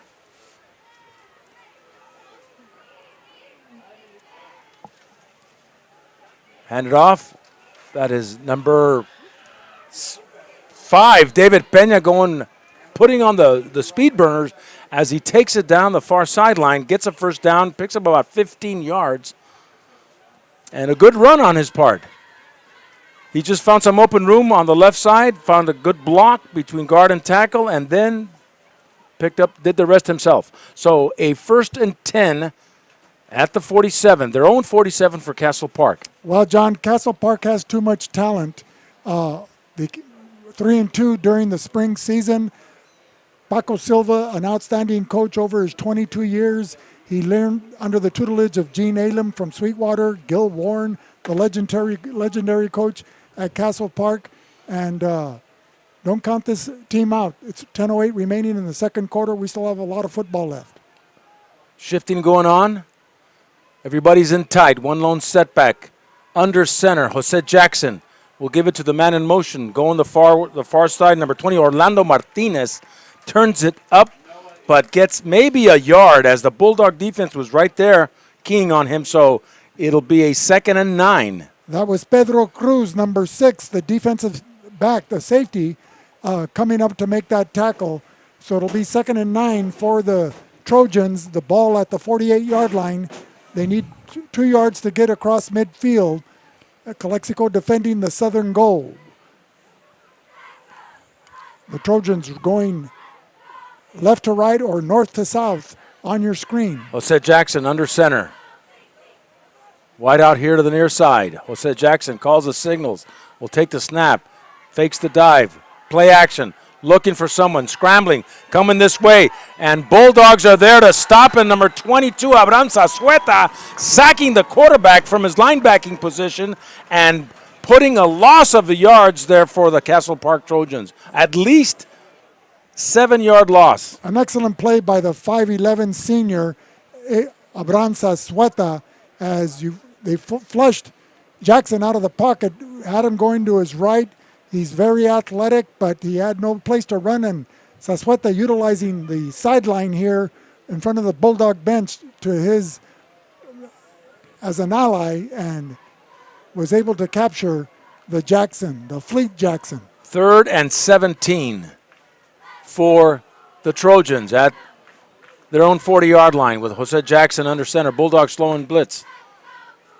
Handing off, number 20 finds a lot of room, gets to the midfield. That's Orlando Martinez. Orlando Martinez finds a big hole. And picks up about 10 yards on the play.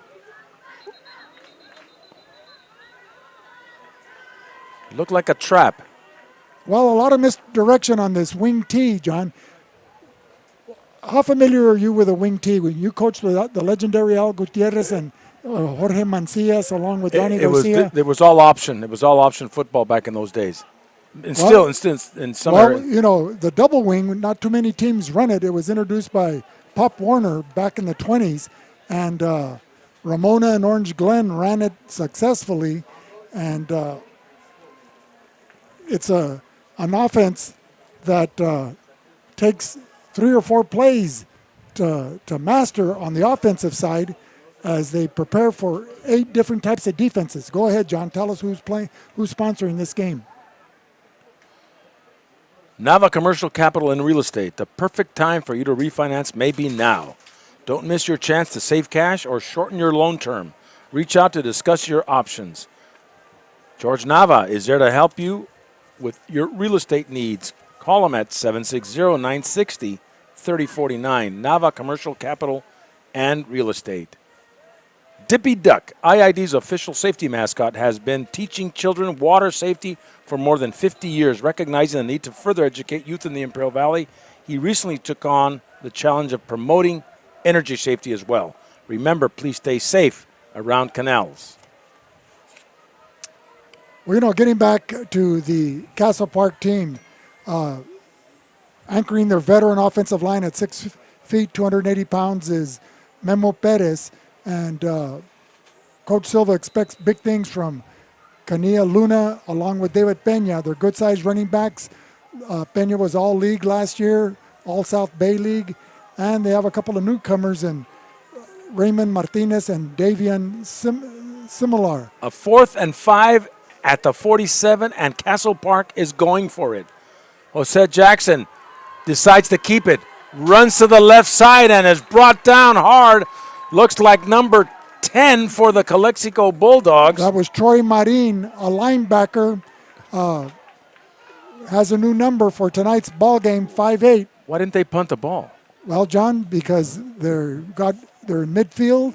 They have a lot of confidence in the running ability of Jose Jackson. Though they miss the graduated Eric Hernandez and Ramon Cabal, who both had over 1,000 yards rushing last year in the 2020 season, or 2019 season, excuse me. So Hernandez at Southwestern and Cabal at USD. So Calexico has the football now at the Castle Park 47 on a 1st and 10. And out of the gun is David Esquer. Ernesto Sanchez in the backfield. Esquer will take the handoff, going to the right side.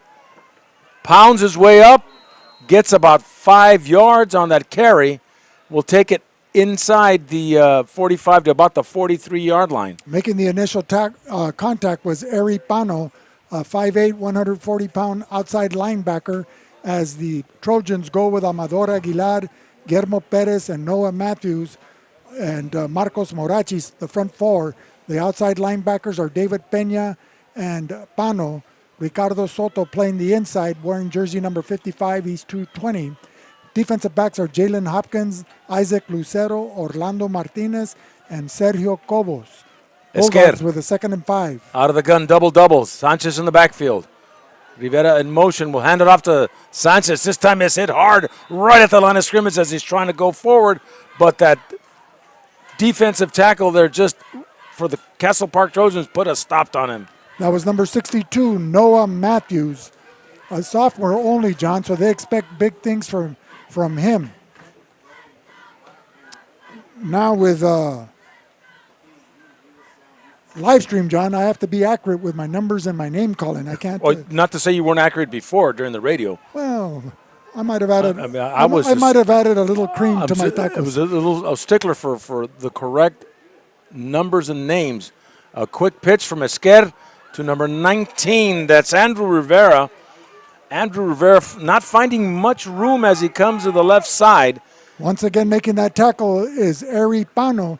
He had the misfortune of being the target on those 3 pooch kicks in the first quarter by Lorenzo Rodriguez, and as a result, he fumbled 2 of them for Calexico, back to Calexico's possession, and as a result, Castle Park finds themselves down by a 34-6 score. Not his fault, but Calexico had excellent field position and a good display of running by their running backs. Abraham Zazueta takes the snap out of the gun, looking, fires over the middle. Pass intended for Pedro Cruz goes incomplete and being blocked, highly guarded there by the safety for the Castle Park Trojans. That looks like number 14. Isaac Lucero, 5'8", 135 pounds. Both Andres Rivera along with Andres Ramirez were open behind the secondary, but the pass slightly underthrown by Abraham Zazueta. It's difficult playing linebacker and then coming in to play quarterback and being asked to throw off that first play. But he's a very good athlete, John. I'm sure he'll make that adjustment the next go-around. So the ball will be turned over to Castle Park right at the 48-yard line, their own 48-yard line with Jose Jackson. And everybody's running in tight. One wide out to the left side. Jose Jackson under center. Man in motion. Handing off to number 44. That's 44 is Amador Aguilar, big fella, 5'9", 270. And he'll take it to about the 49, a pickup of 6. It'd be a 2nd and 4 for the Trojans. Brought down by number 55 of Calexico. That was nose guard Gabriel Verdugo. Johnny's Burritos is a family-run business established in 1963 by Johnny Palomino and his wife Ana Maria Palomino. An Imperial Valley tradition close to 60 years. Eat what you love at Johnny's Burritos, located at Brawley, El Centro, and Imperial. Open Monday through Saturday. Johnny's Burritos. Jose Jackson on a 2nd and about 4 from about midfield. There goes Jalen Hopkins. Number 11 to the left side, flags being thrown in that direction. Might have been a face mask, John, just with the initial contact made at the 45-yard line before he was able to skirt to the outside. You saw his head kind of yank back, and I don't know if it was the defensive player for Calexico that might be called for the infraction. Well, the referees are conferring on this one. I believe that's Gene Martin. It is a face mask against Calexico, but it's not a personal foul face mask. Otherwise, it'd be a big one. So I think they're going to move it in unintentionally face mask, so it's a 5-yard penalty. But they're going to move those chains, John. It'll be a 1st and 10 for Castle Park inside Calexico's 45 at the 43-yard line. So with 4:45 remaining here in the second quarter, Castle Park finds themselves on the short end of a 34-6 score as Jose Jackson receiving recruiting interest from Minnesota of the Big Ten. Jose Jackson will hand off to that's Amador. Amador Aguilar. Penalty markers being thrown. And looks like there's a Bulldog that's down, number 8. Having a tough time getting up. Number 8, that's for Calexico. Holding against Castle Park. We don't have a number 8. Where's Lito when you need him?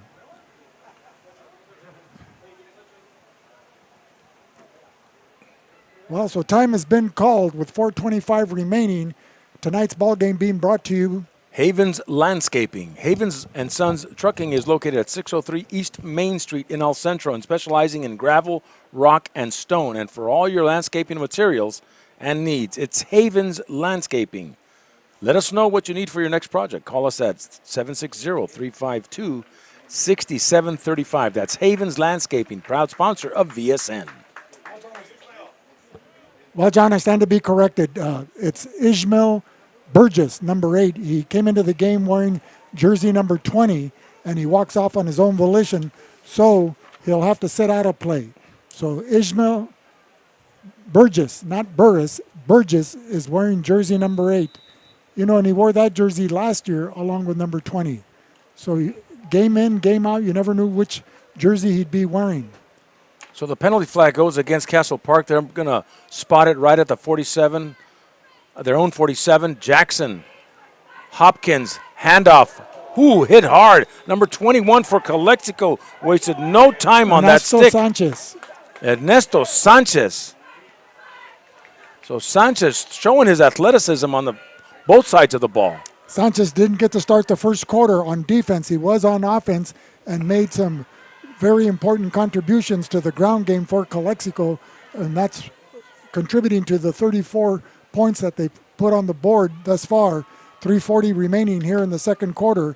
Now he's in at defense, playing his defensive position as defensive back. So a 2nd and about 15 for Castle Park, right about midfield with Jose Jackson under center. Bulldogs showing blitz. Man in motion going to the far side. Jackson rolling out. that way. Looking, shooting. Incomplete, intended for number 22.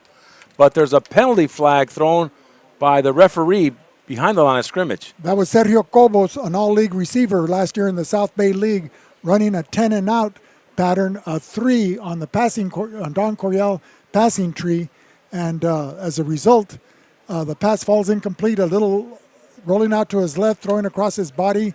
The pass was several feet off target. So a holding penalty against Castle Park. Calexico declines the penalty. So it'll be 3rd down and 15. 3:14 to go, second quarter, 34-6 Calexico. Well, John, you can feel that breeze coming in from the outside. We've got the air conditioning and the fan to our backside. So what are your thoughts thus far? The monsoonal flows of Baja are a factor tonight. They're the 12th man, the heat, the humidity. Jose Jackson under center, calls the signals, takes a snap, dropping back, shoots a screen. Is that Hopkins? Hopkins catches it, rolls and runs up the field to the original line of scrimmage, but not enough as he'll face a 4th and 10 from about the 43-yard line. A short screen pass thrown out to the left flat of Jose Jackson to Jalen Hopkins, who has a 61-yard touchdown run to his credit to open up the scoring in the ball game in the first quarter. But here he wasn't able to find some running room, try to spin his way across the 45 and make it down to the 43-yard line, just shy of the 43 of Calexico. But they've crossed midfield. So a 4th and 10, and the Castle Park Trojans are going to go for it. The ball is at the 43. Well, John, they're showing the punting game here. So maybe they can get something going on behind the legs of Jackson or Hopkins is split here to the near side. Hopkins or Peña. So that's where he's looking at. A little dump and run. Pass intended to number 22 is Pick incomplete. it up and run. It was thrown behind him. It was a lateral. Ball. It was a live ball. Pass intended for number 22, Sergio Cobos. So the dejected Cobos running off the field, but he is also a two-way starter as Fred Miramontes, Undersheriff, reminds you that you can start a neighborhood watch program in your rural area. The Sheriff's Department Crime Prevention Unit can assist you by meeting with you and your neighbors. Call 442-265-2000 for more information. Support your neighborhood watch volunteers.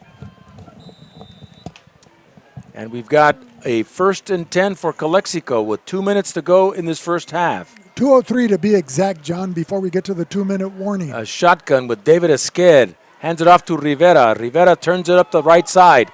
Puts on some afterburners at the 40, the 35. Still on his feet, the 30, 25, 20, 15, 10, 5. Touchdown, Calexico. Number 19, Andrew Rivera. Guarded by number 22, Cobos, but it was Rivera all the way. Wait a minute, there's a flag? I got all excited for that. Oh, well. John, the key block that was thrown for him was by number 94, Mario Arredondo, 6'2", 260-pound tackle. And once he took the handoff from David Esquer, Rivera put on the afterburners once he got past the line of scrimmage and cut back at the Trojan 25-yard line, excuse me, and then there was a foot race into the end zone. So they'll bring it back. What was the call? Have you seen the call yet with 1:51 remaining? I was looking over there, Vic. I didn't see it. But it's a 1st down for Calexico. Well, let's tell our tech guy to play the replay so we can see it. Block it in the back. Illegal block. So Esquer. I've already seen it on the Sazueta monitor. now out of the gun, rolling out this way. Decides to keep it, turns it up the field at 20-15 and lowers his shoulders, hit hard as he takes it to about the 12. Picks up a 1st down, 1st and 10. Feeling the impact of that run by Sazueta was number 7, Eri Pano, a 5'8", 140-pound outside linebacker, but not until Sazueta is able to pick up a much-needed 1st down to keep this drive alive.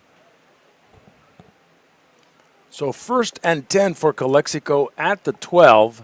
John, I'm impressed. You sound like you're in mid-season form after 27 seasons on Bulldog Radio. Esquer out of the gun. He'll hand it off. Number 10 takes it into the 5 to about the 1. That's Troy Marin with the handoff. Finds a lot of room, picks up at least 11 yards. So the Bulldogs now with a 1st and goal from the 1 with a minute to go in this first half, up 34-6. Esquer out of the gun. He's going to give it to him again. Troy Marin, touchdown, Calexico from 1 yard out. Well, Calexico has shown a lot of depth at the running back position with Sanchez, Marin, to name a few. So Calexico adds to their lead 40-6 with 1 minute remaining. And so Joshua Mesa, number 71, a left-footed soccer-style kicker, only a freshman, getting set to punt.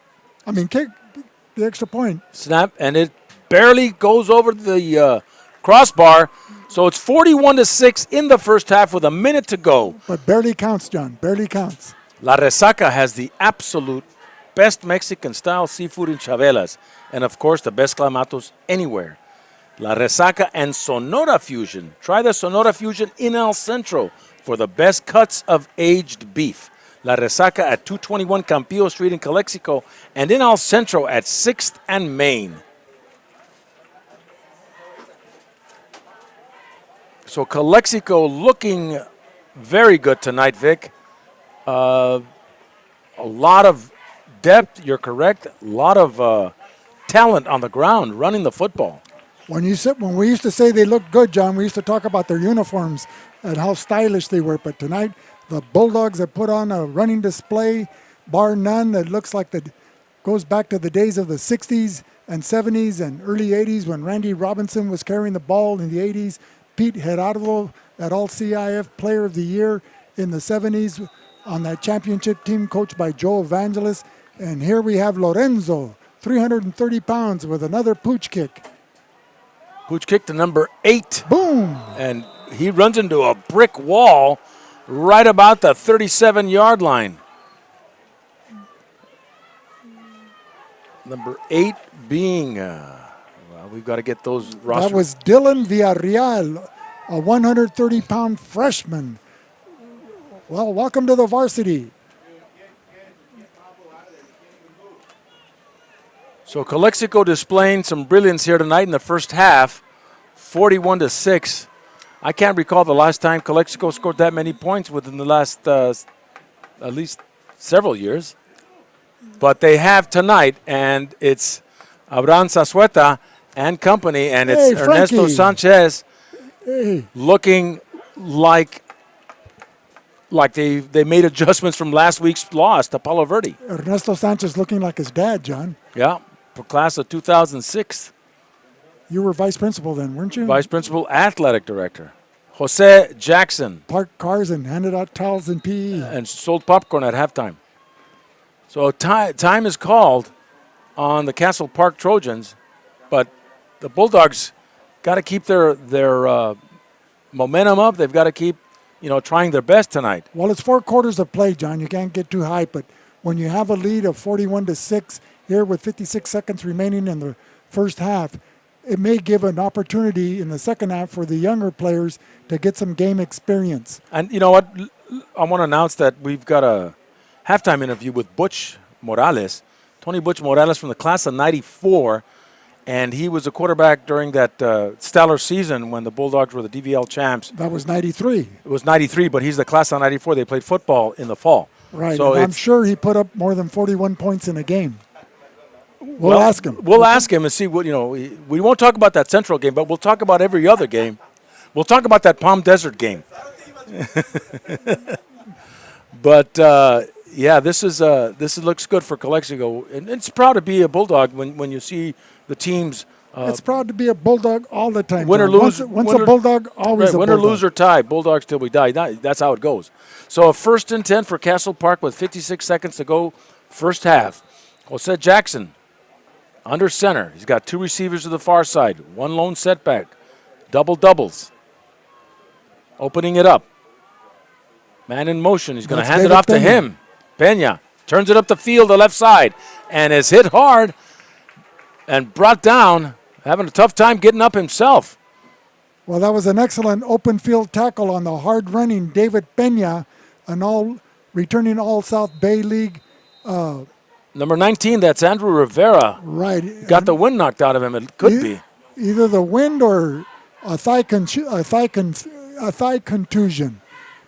So Shouldn't have drank that iced tea.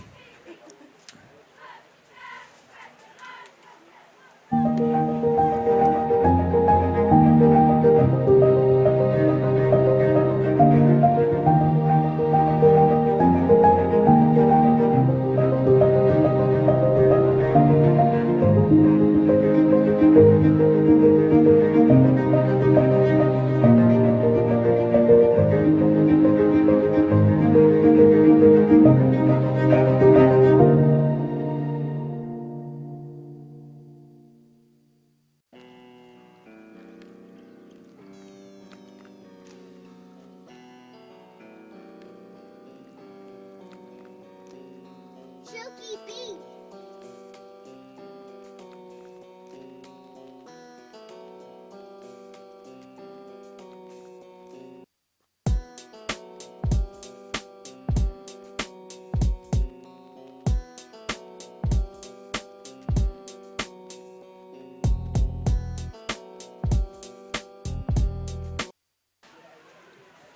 Well, we're back here at Ward Field with 34 seconds and counting in the first half. Calexico's up 41-6. Castle Park has the football on a second and short. The ball at the 44-yard line. Jose Jackson now out of the shotgun with a double-double formation, one lone setback. Calls the signals. Man in motion. 6'3", 185. Hands it off to Hopkins. A tackle missed by Calexico, but still brought down behind the line of scrimmage.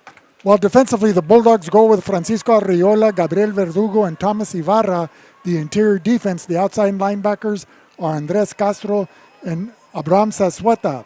As the second quarter and first half come to an end. So what is this? Well, John, This game is here. 41-6 Calexico over Castle Park, who had to endure a 2-hour drive through the mountains on Interstate 8. Not only that, a 40-degree temperature difference coming from the cool Chula Vista area, and here it was 118 at 4 o'clock in the afternoon. It's hot and muggy, but that's, I guess, the way we like it. And we've got our halftime guest, Vic. Bring him over. Well, ladies and gentlemen, from the Chocolate Mountains to the Sea of Cortez, all along the border on a Friday night, it's exciting Imperial Valley football on VSNSports.net, the Valley Sports Network, the source for Imperial Valley sports. For John Moreno, this is Vic Carrillo here at Willis Ward Field with the score, Calexico 41 and the visiting Castle Park Trojans 6.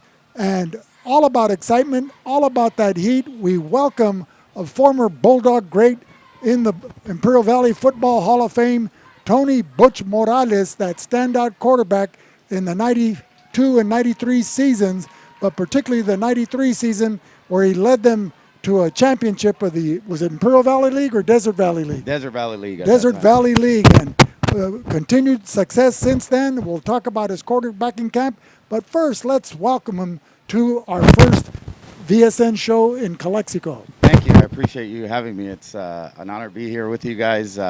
Been following you guys for years, and nice to see the Bulldogs ahead at the half 41-6. It's been a while since I've actually seen the Bulldogs compete this well. They're playing well both sides of the ball, which that's a total team effort. That's what you need to be successful, to be competitive, and I'm looking forward to see what they could do this upcoming season in league.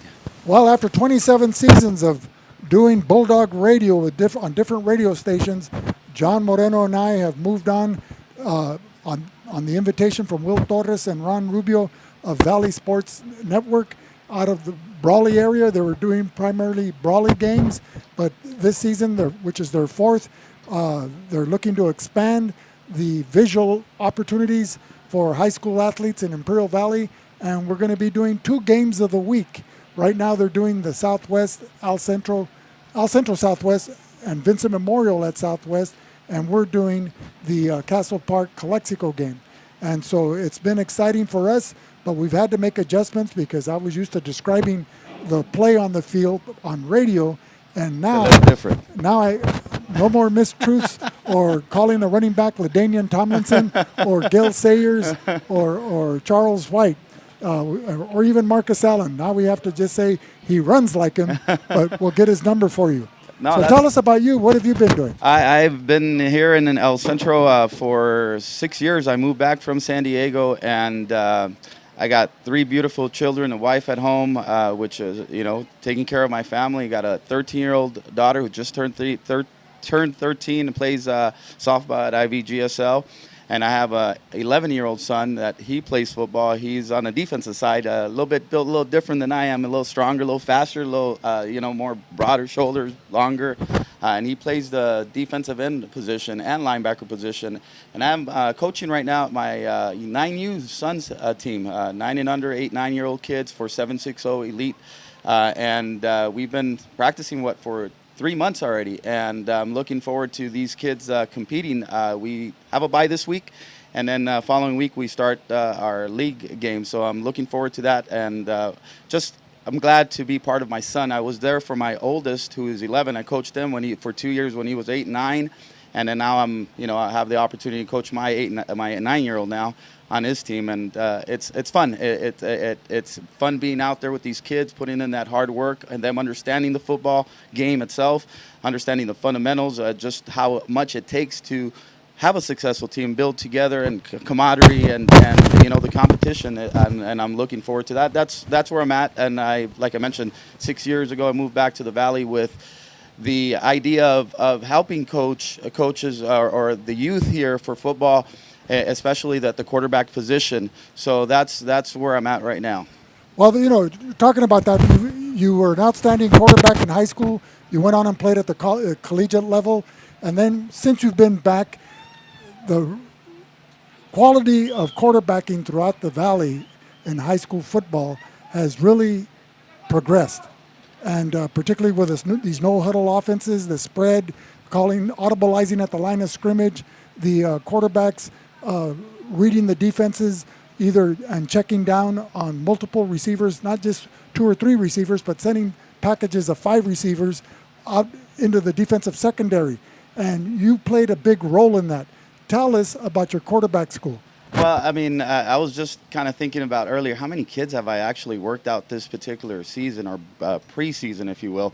I had 20 quarterbacks that I've actually had the opportunity, been blessed to be able to work out with them from the ages from 7 years old to now, juniors that are going into their senior campaign, Sazueta, and also Esquer. I had the opportunity to really, Esquer put in a lot of work, and it's paying dividends for them. And the one thing that I stress to them is leadership.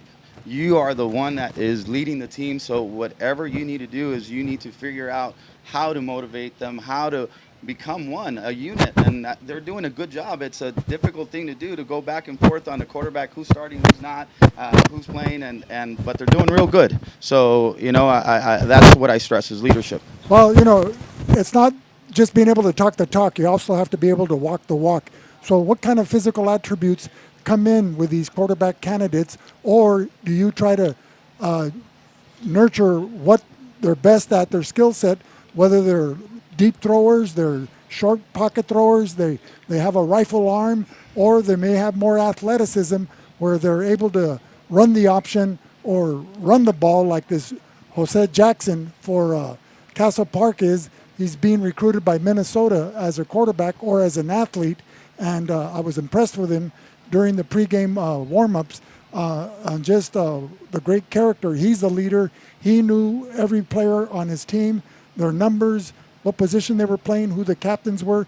In fact, the coach, Paco Silva, was looking at him as being an assistant coach. And so that's leadership right there. So tell me, how do you develop that, and what is it that your quarterback candidates, whether they're 7 years old or 17 years old, What does the camp entail itself? It's fundamentals throwing the football. It's as a quarterback, you're out there and your job is to get into playmakers' hands, the receivers, the running backs, and getting the ball out of your hand. Not only that, understanding the defenses like you alluded earlier, understanding what coverages you're going against, what is their weaknesses, how to exploit a cover 2, a cover 3, a cover 0, how to understand it pre-snap. And all general fundamentals throwing the football, it's important. It's a hard game to play and a hard position. I think it's the hardest, most difficult position to play on the field. And the more they work at it, the more they understand the throwing the process with their whole body, not just their arm. I see these little kids at 7, 8, 9 years old and think it's all about throwing with their arm, and it starts from their feet all the way through their core and their rotation, and the more they do it, John, the more they're going to get better, just like anything you do. And I'm a resource for the Valley, so we could go out there and improve that. So that's my goal. So technique, footwork, balance, Absolutely. all of that is important. Now, you would really enlighten our listening audience on radio back in the day and our viewing audience to explain when you say cover 2, cover 3, or cover 0. I can shoot those out. Sometimes I've facetiously said cover 8. The whole team and the fans in the bleachers are coming out to try to guard that fleet receiver or put pressure on the quarterback. So what's a cover 2 and what's a cover 3? Well, I mean, if you think about it, there's 11 players out on the defensive side, right? And a cover 3, it's as simple. They got one third of a quarter of the field itself, or 1/3 of a field. So you got your center, your free safety in the middle of the field, covering the middle third of the football field, and you have the corner on the other third and the right and left corner. And typically on a cover 3, everything is underneath the open. Their responsibility, the cornerback and safety, is not to get beat deep. So once they understand that the underneath is open, then they could know and make a quicker decision that receiver is going to be open on a specific route. Cover 2, you got 2 safeties that are responsible for the half of the field, one half of the field, and then you have the corners that are rolled up and the covering underneath. So now you got to change the whole thought process of where you're going to go with the football, and this is all pre-snap. So the more they understand where to go with the football, the more success they're going to have on the football field. So that's extremely important in the quarterback position. So hopefully I've cleared that up. The viewing audience is going to hear cover 2 and cover 3 from me ad nauseum. But kidding aside, so just one last thing. So if a team comes out with 3 receivers on the right side or doubles, 2 receivers, what defenses do you apply to each one? Say the 3 receivers. I mean, you could go any type of defense towards it, but now where are we going to go to with the football? Understanding if they're on a cover 3, understand that they're going to have help on the top defensive field. The underneath will be open. So it just really, you could spread it out. You could do different types of schematics to go against a cover 3 or a cover 2, and just understanding where to go with the football. That's what I'm hoping to get that accomplished. Well, like the Central Spartans, for example, when they had Benito Osuna, and then last spring with Jordan Reed, David Pena would run a concept offense where they ran a no-huddle spread, shotgun formation, and the quarterbacks then would look deep and then check down to the middle receiver or the safety valve, or coming across the line of scrimmage, throwing underneath, because all the defensive backs were backpedaling, trying to protect the end zone. So, and absolutely, the more you understand it, like I mentioned earlier, it's the more you're going to be able to know where to go with the football. Before you actually get the football in your hands, now you exploit their weaknesses, and knowing where to go with the football, when to go with it, it's extremely important for them to be able to complete passes, because that's what you want to do. Ultimately, you want to be accurate with the football and understand where to go with the football. So in closing, it's like a chess match. Exactly. Match versus a game of checkers. Right. And so if you only come in prepared to play checkers and don't know very much about chess, you're going to find yourself on the short end of a lopsided score. Absolutely, and it's not an easy position, and my goal is to kind of bring these little kids that are 8, 9, 10, 11, 12, 13. So by the time they're in high school, they have a better understanding because no one else is doing it here in the Imperial Valley. So I want to have that opportunity to grow these kids so when they come to the high school level, they're playing much better. So some positive commentary after 2 quarters of play. Forget the score, 41-6. What have you liked about the quarterbacks on both sides of the ball? You have David Esquer and Abrams Sasueta for Calexico, and you have Jose Jackson for Castle Park. Oh, Jose Jackson's a big kid. He's tall, he's lanky, and he's athletic. It seems like he could throw the ball. Luckily, we've been on, our defense is containing them. They're doing a good job. Sasueta is, a good athlete. He runs with the ball well, and he's a good leader. And so is Esquer. They're both doing a really good job with leading the team. And when it's their opportunity, they got to step up and make plays. And they're doing a good job, both of them. Okay, well, ladies and gentlemen, Tony Butch Morales, a legendary quarterback for the Calexico Bulldogs, Bulldog and Imperial Valley Football Hall of Famer.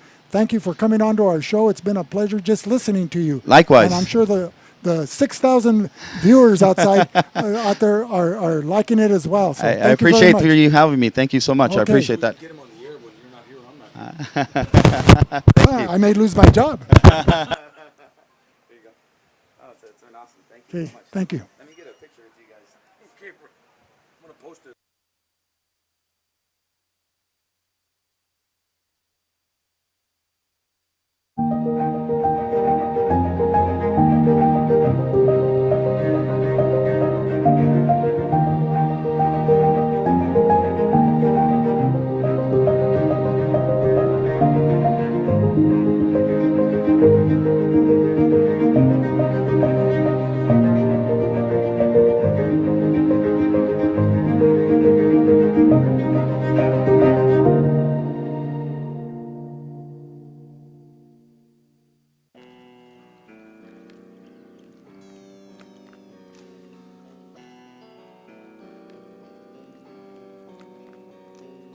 Chooky Beat.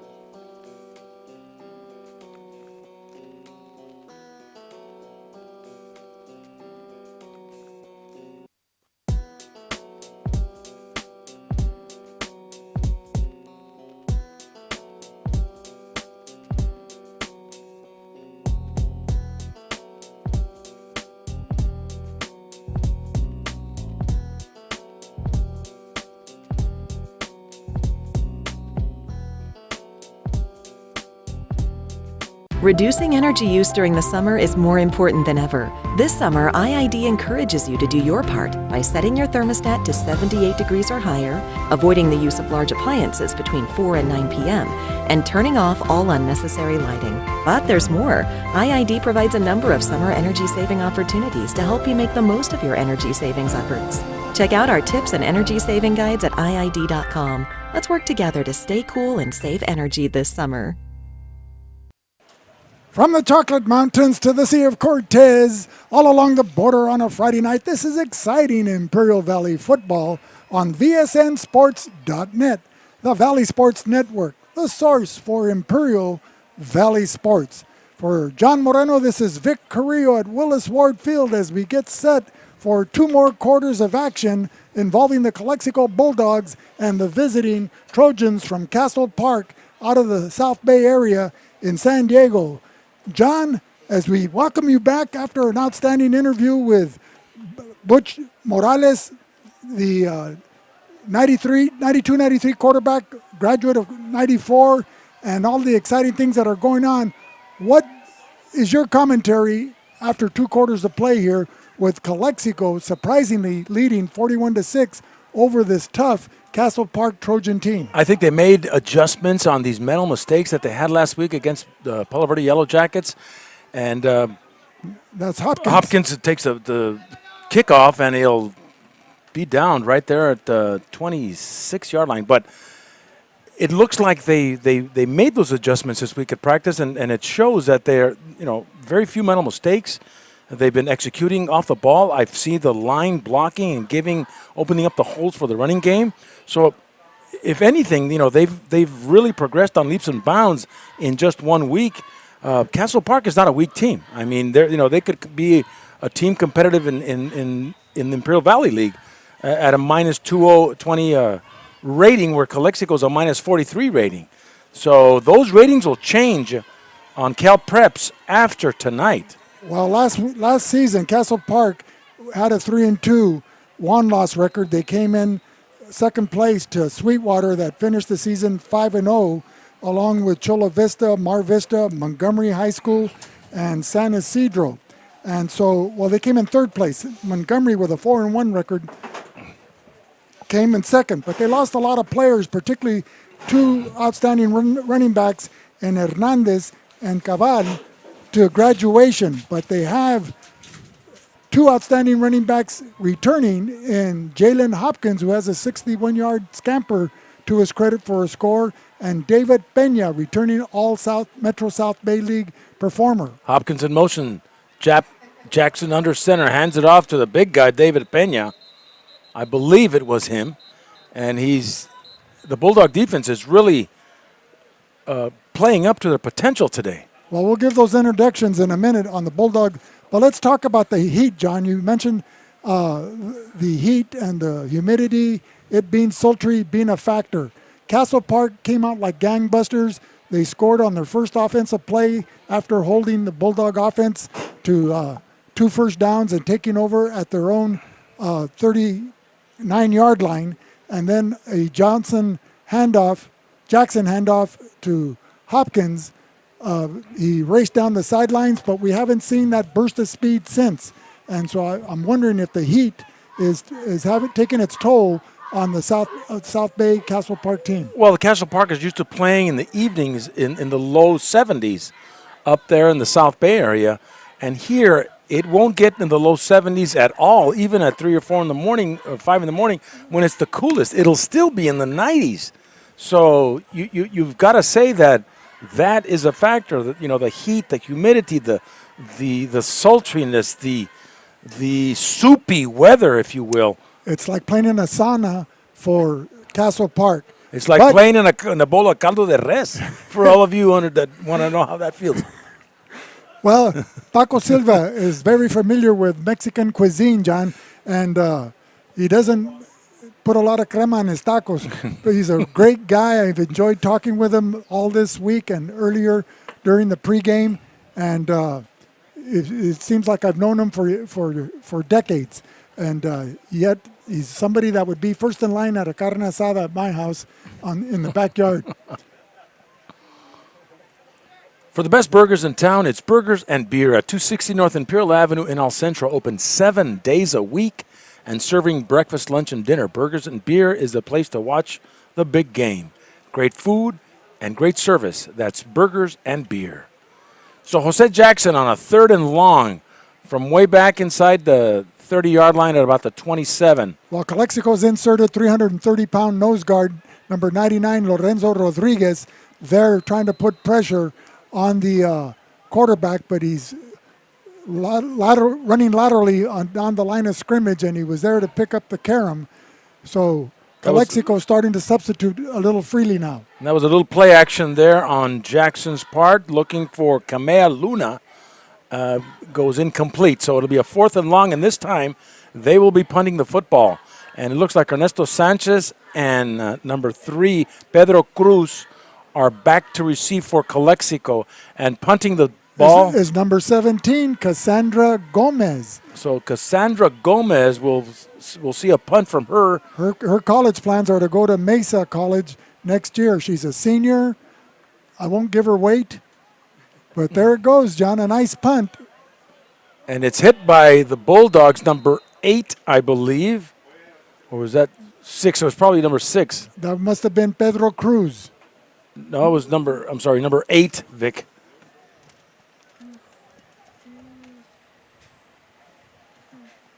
Anyway. Oh, that was Ishmael Burgess. Okay, we've got it right. Who switched his number from 20 to 8. So Ishmael Burgess was right up in that punt return. And it looks like Calexico has the football with David Esqueda on a 1st and 10 at the Castle Park 40-yard line. Once again, the Calexico Bulldogs enjoying good field position inside the 50, the ball at the 40-yard line. They're going south to north here as the Trojans are defending the northern goal here at beautiful Willis Ward Field in Calexico. Shotgun double doubles. Number 26 in the backfield, shooting a dump and run to him and lowering his shoulders and takes it up to about 9 yards. What a hit, number 26, Andres Castro. And that'll be a good advance for the Bulldogs as they'll be faced with a second and a yard at the 31. Well, the Trojans going with Aguilar, Perez, Matthews, and Morachis on the front four. Esquer out of the gun, looking, shooting. Pass is caught there by number 6.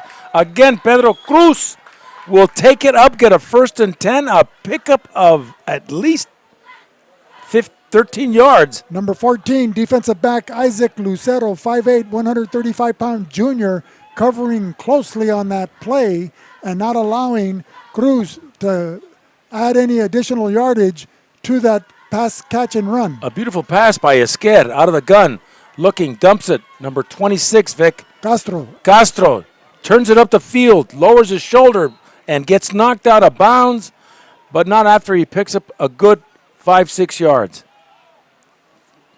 And that was number 7, Eddie Pano, making that tackle. You know, he made every pound of his 140 pounds felt on that hit on Andres Castro. So the Bulldogs take the ball inside the 20 down to the 17-yard line. It'll be 2nd and 9. 26 is Julian De Leon. So Julian De Leon, we've got that. We'll make sure another number change. So it's 26 Julian De Leon, 8 Ishmael Burgess. So Esquer out of the gun, looks like Ernesto Sanchez in the backfield. And I don't want to say anything, John, but 26 here is Jonathan Pacheco. And he's scrambling, rolling out, looking deep. A man is open. Caught! Touchdown, Calexico. Number 3, Andres Ramirez for Calexico in the end zone. My God, unbelievable. Well, he was able to get behind the defense of Sergio Cabos, Jalen Hopkins, and Isaac Lucero. And rolling out to his right was David Esquer, slightly flushed out of the pocket, patiently looked downfield and caught him standing just yards inside the back line of the end zone. Was that a cover 1 or a cover 2, Vic? Well, everybody was up. He was up by himself. Let's try a cover 3. Or cover 0. They didn't cover anybody there. As they get set for the point after, and it's blocked, penalty flags. No good. So, false start against Calexico. So with 8:09 remaining here in the third quarter, Calexico extends their lead 47-6 here in the third quarter. Tonight's game is brought to you by Ivy Welding and Mechanical, industrial welding contractor. For all your heavy metal needs, Ivy Welding incorporates welding techniques to build high-quality systems. Call Fred Baeza at 760-482-9353. Ivy Welding and Mechanical in El Centro. By Marianne Valenzuela, your State Farm insurance agent in the Imperial Valley, specializing in auto, home, business, property, and more. And with over 20 years of experience, Marianne will help figure out what coverage you need to take control of your financial future. Like a good neighbor, she's located at 122 Main in Brawley. Marianne Valenzuela, State Farm. The top-notch barbershop at 317 Wake Avenue in El Centro, open 7 days a week, Monday through Saturday, 8 a.m. to 9 p.m., where our regular haircuts are always $20 and Wednesdays is our $15 special. Military and senior discounts offered every day. That's top-notch barbershop in El Centro. So the Bulldogs are kicking off once again to the Trojans of Castle Park, end-over-end kick, and it bounces off his numbers, and Calexico recovers at the 32-yard line. So number 8 for Castle Park, that is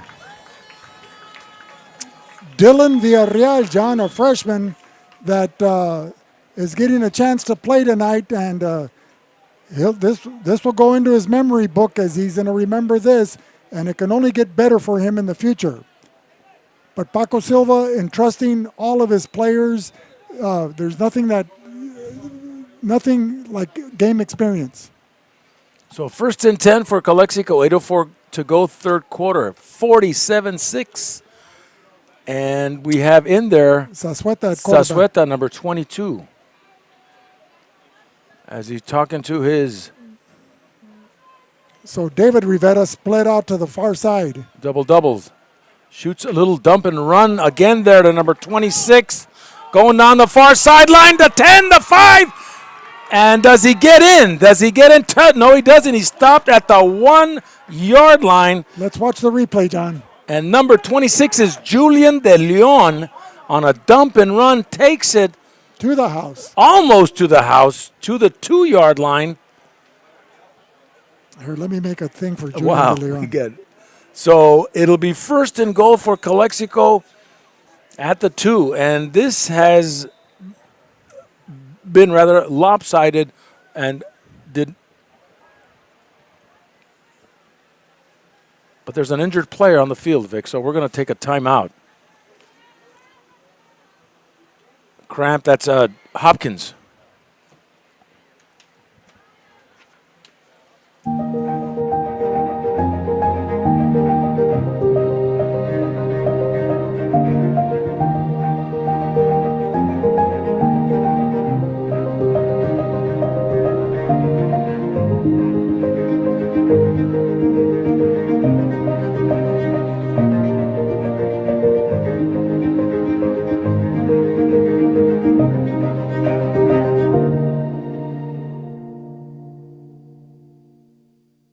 Reducing energy use during the summer is more important than ever. This summer, IID encourages you to do your part by setting your thermostat to 78 degrees or higher, avoiding the use of large appliances between 4 and 9 p.m., and turning off all unnecessary lighting. But there's more. IID provides a number of summer energy-saving opportunities to help you make the most of your energy savings efforts. Check out our tips and energy saving guides at IID.com. Let's work together to stay cool and save energy this summer. So welcome back, ladies and gentlemen. For the most in-depth local and regional news and the best high school sports coverage around, check out the Calexico Chronicle and the Hopeville Tribune in print or online at the all-new CalexicoChronicle.com, chronicling our community, border region, and beyond since 1904. Does your license plate frame say Robinson Ford? Offering an inventory of both new and used vehicles. Robinson Ford Sales is at 1777 North Imperial Avenue. Give them a call at 760-357-3141 for the best-selling cars in the country, F-150s. Check out the new Bronco for 2021. Have you earned your varsity letter? We'll get your Letterman jacket started today. LettermanandBros.com. Call 760-693-5034. Ask for Dan at Letterman's and Bro. And need real estate services? Thinking of buying or selling a house? Esqued Realty. Wondering what your property is worth? Get top dollar on your investment. Call Mark Esqued, real estate broker offering professional-friendly service for over 27 years. Call for a free market quote at 760-357-9707. Esqued Realty, the mark of excellent. And Brownie's Diner, located at 990 Main in Brawley. Brownie's Diner serves up good food with the Town Pub menu. Come by and savor a delicious steak from Brant Beef or their famous chicken fried steak. At Brownie's Diner, you'll leave satisfied. Call for takeout at 760-344-2938. Brownie's Diner in Brawley. And by Imperial Printers. At Imperial Printers, we are ready to help you with your next project, from business cards to yard signs and everything in between. Give us a call at 760-352-1300 for a quote or any questions you may have. Located at 430 West Main in El Centro. Imperial Printers. What can we print for you today? And by Keystone HR. Need a job? Need to hire someone who needs a job? Give Keystone HR a call at 760-357-2929 for all your staffing needs. They specialize in payroll services, part-time and full-time staffing, workers' comp insurance, health care, ACA compliance, and more. Keystone HR in Calexico is a proud sponsor of Imperial Valley Football. You know, John, I'd like to give a shout out to the coaching staff of Calexico putting in this game plan. Fernando Solano, the head coach, he's assisted by Heriberto Peralta, along with Steve Boo Torres, Jonathan Guzman. Ernie Sanchez takes it from a couple yards up and takes it to the house. Touchdown, Calexico, Ernie Sanchez. And Bardo Gutierrez, that great linebacker for Calexico. And he was also on that 93-94 team. Right, so he was looking over Butch Morales' shoulder to make sure he said the right thing. But he played this linebacking position. He was a strong side linebacker, I remember. So Well, Calexico... he was a man among boys. So Calexico scores again. With 7:14 remaining, John, here in the third quarter, they extend the lead to 53-6. Totally unheard of and unimaginable coming into tonight's ball game. So we have a new place kicker for Calexico. It looks like number 9 here. Oh, no, is it number 71? 94. 94. So who's this candidate in the kicking parade? I have Mario Arredondo. Oh, he's the left tackle. So he's 6'2", about 260, and couldn't get enough weight into that kick. So the score remains 53-6 in favor of Calexico. So now we have 6'3", 330-pound, wearing jersey number 99, Lorenzo Rodriguez, to handle the kickoff duties. You know, it belies his size, John. His size, you would think that he would be booming the ball into the end zone, and his kickoffs have been traveling a maximum distance of about 15 yards. So what say you on this next kickoff? Well, it's a pooch kick. It'll be picked up by number 5 inside the 30 at the 28, going to the other side. David Pena. David Pena is hit and stopped by the Calexico kickoff team, and that looks like number 5 for the Bulldogs. That is Jose Lara, 5'8", 160-pounder, as Jose Jackson getting the final instructions from Paco Silva there on the sideline, standing at the 40. And they're going to have to look to see what this wing T can produce. Is there a 47-point rally on this next offensive series? I've been wanting to see the wraps taken off Jose Jackson, if you will. Right. If he's getting college interest, right? Well, we have a new quarterback, number 22, Sergio Cobos. Cobos under center. Hands off number 5. Well, I take it back. It's number 13, Jose Jackson. Pena. Pena takes the handoff, goes to the left side, and looks like he's having a tough time getting up.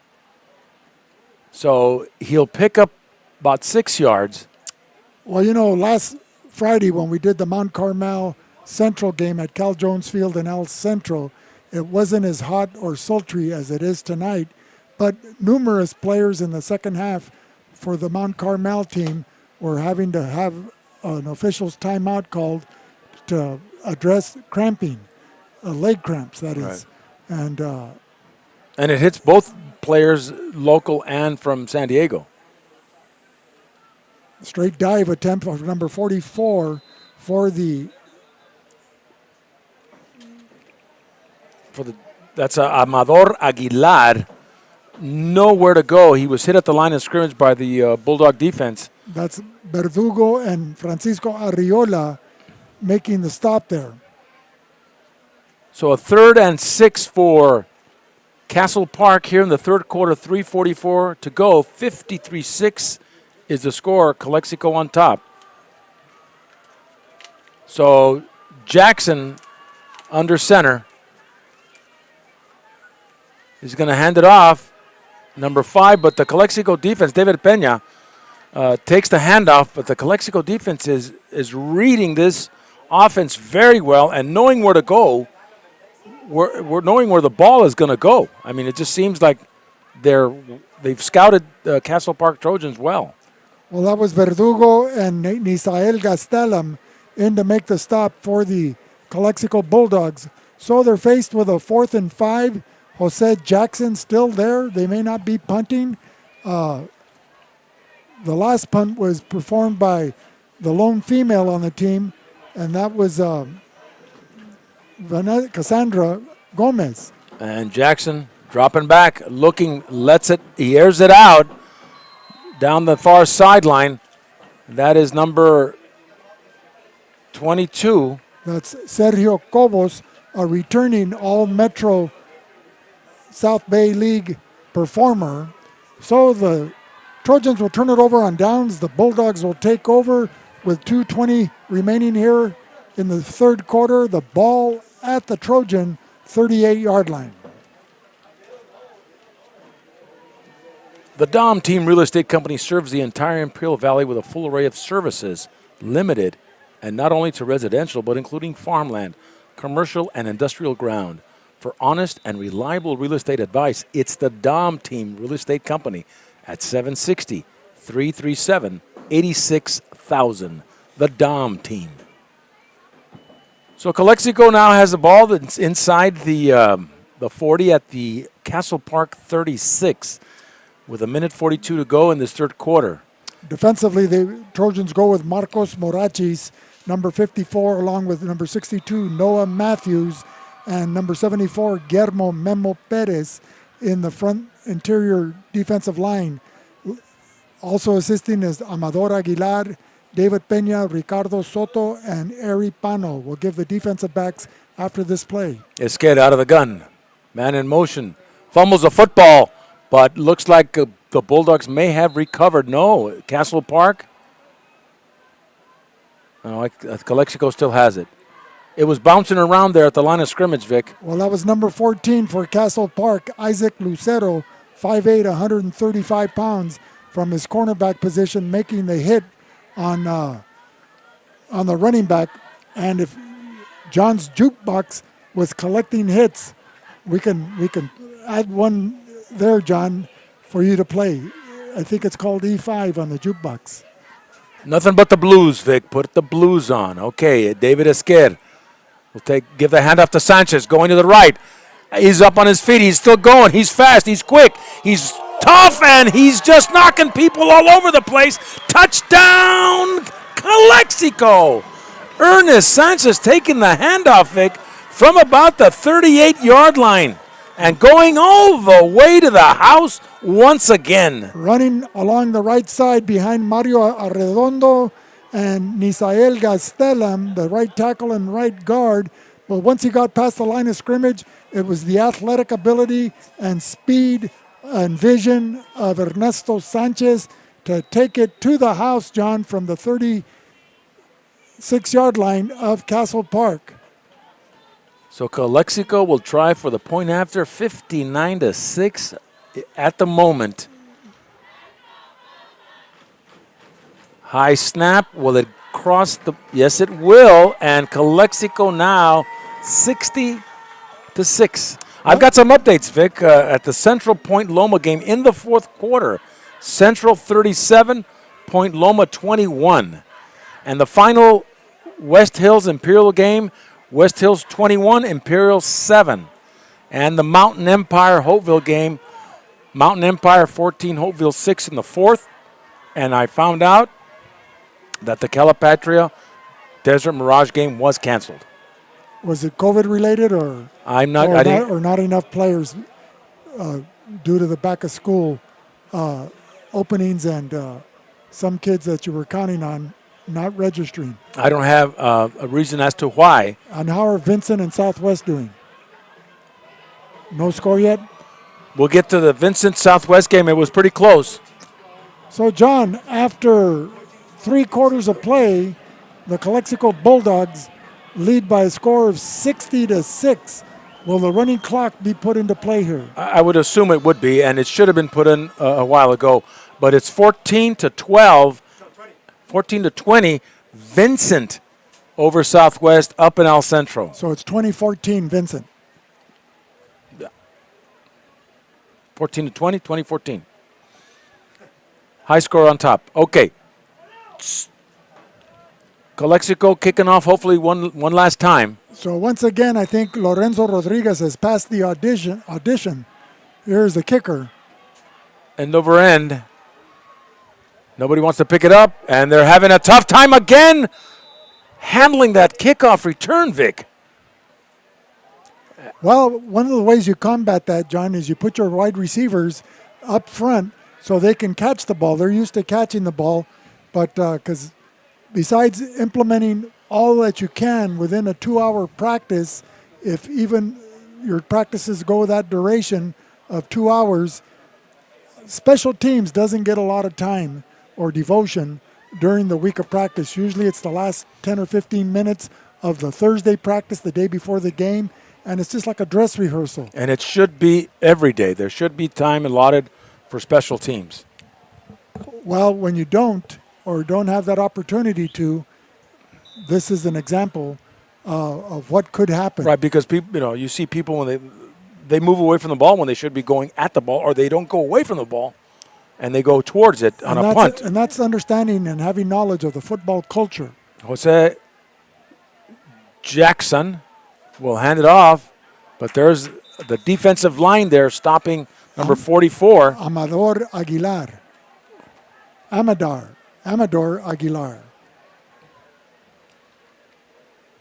A good running back between the tackles, John.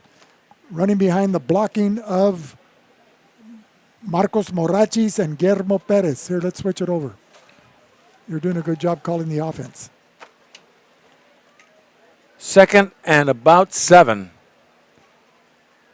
for Castle Park, 34-yard line. Jose Jackson bringing in everybody tight. One receiver split to the far side. Man in motion. Handoff up the middle. Aguilar once again. Crossing the line of scrimmage and just getting a few yards. So it'll bring up a 3rd and short, 3rd and about 4. Running behind the blocking of center, Ricardo Soto. He goes at 220. Been going both ways. So of the 20 position players, out of the 22 of Castle Park, it's the same 10 players are going both ways. So conditioning takes its toll as they go into the fourth quarter, and particularly in this type of weather. Exactly. So 3rd and 4 for Castle Park. Jose Jackson under center. Hands off, a little misdirection in the backfield, goes into number 20. That is Orlando Martinez. Orlando will get a first down as he'll take it inside the 45 to about the 41.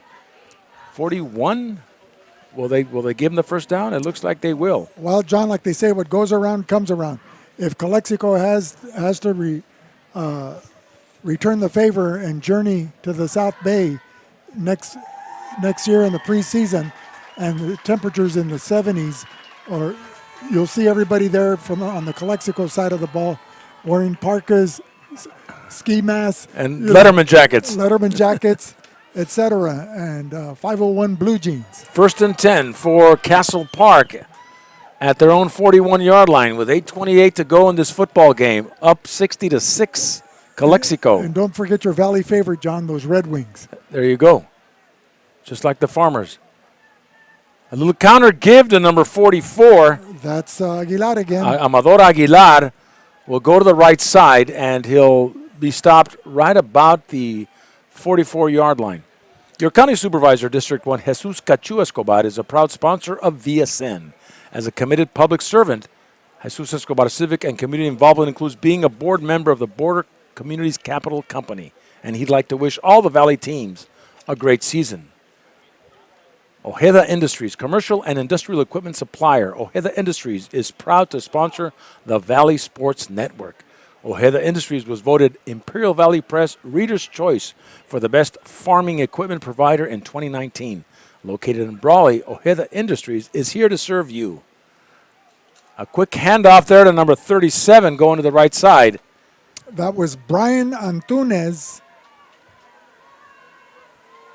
So Antunes will pick up a good amount, about 7 yards, and will take it closer to midfield at the 47. At Arctic Air, we know that having the right people on the job is just as important as choosing the best equipment. Our York-trained professionals provide you with top-quality equipment, skilled installation, and expert analysis of your comfort needs. Contact Arctic Air Conditioning at 352-8855, proud sponsor of Imperial Valley Football. So a third and about 4, Castle Park, 6:42 to go in the game. Bulldogs showing blitz. Little handoff to the right side, to the left side, I'm sorry. And that was Mario Arredondo making that tackle, And handoff to number 37. along with number 55 for Calexico, Gabriel Verdugo. Verdugo.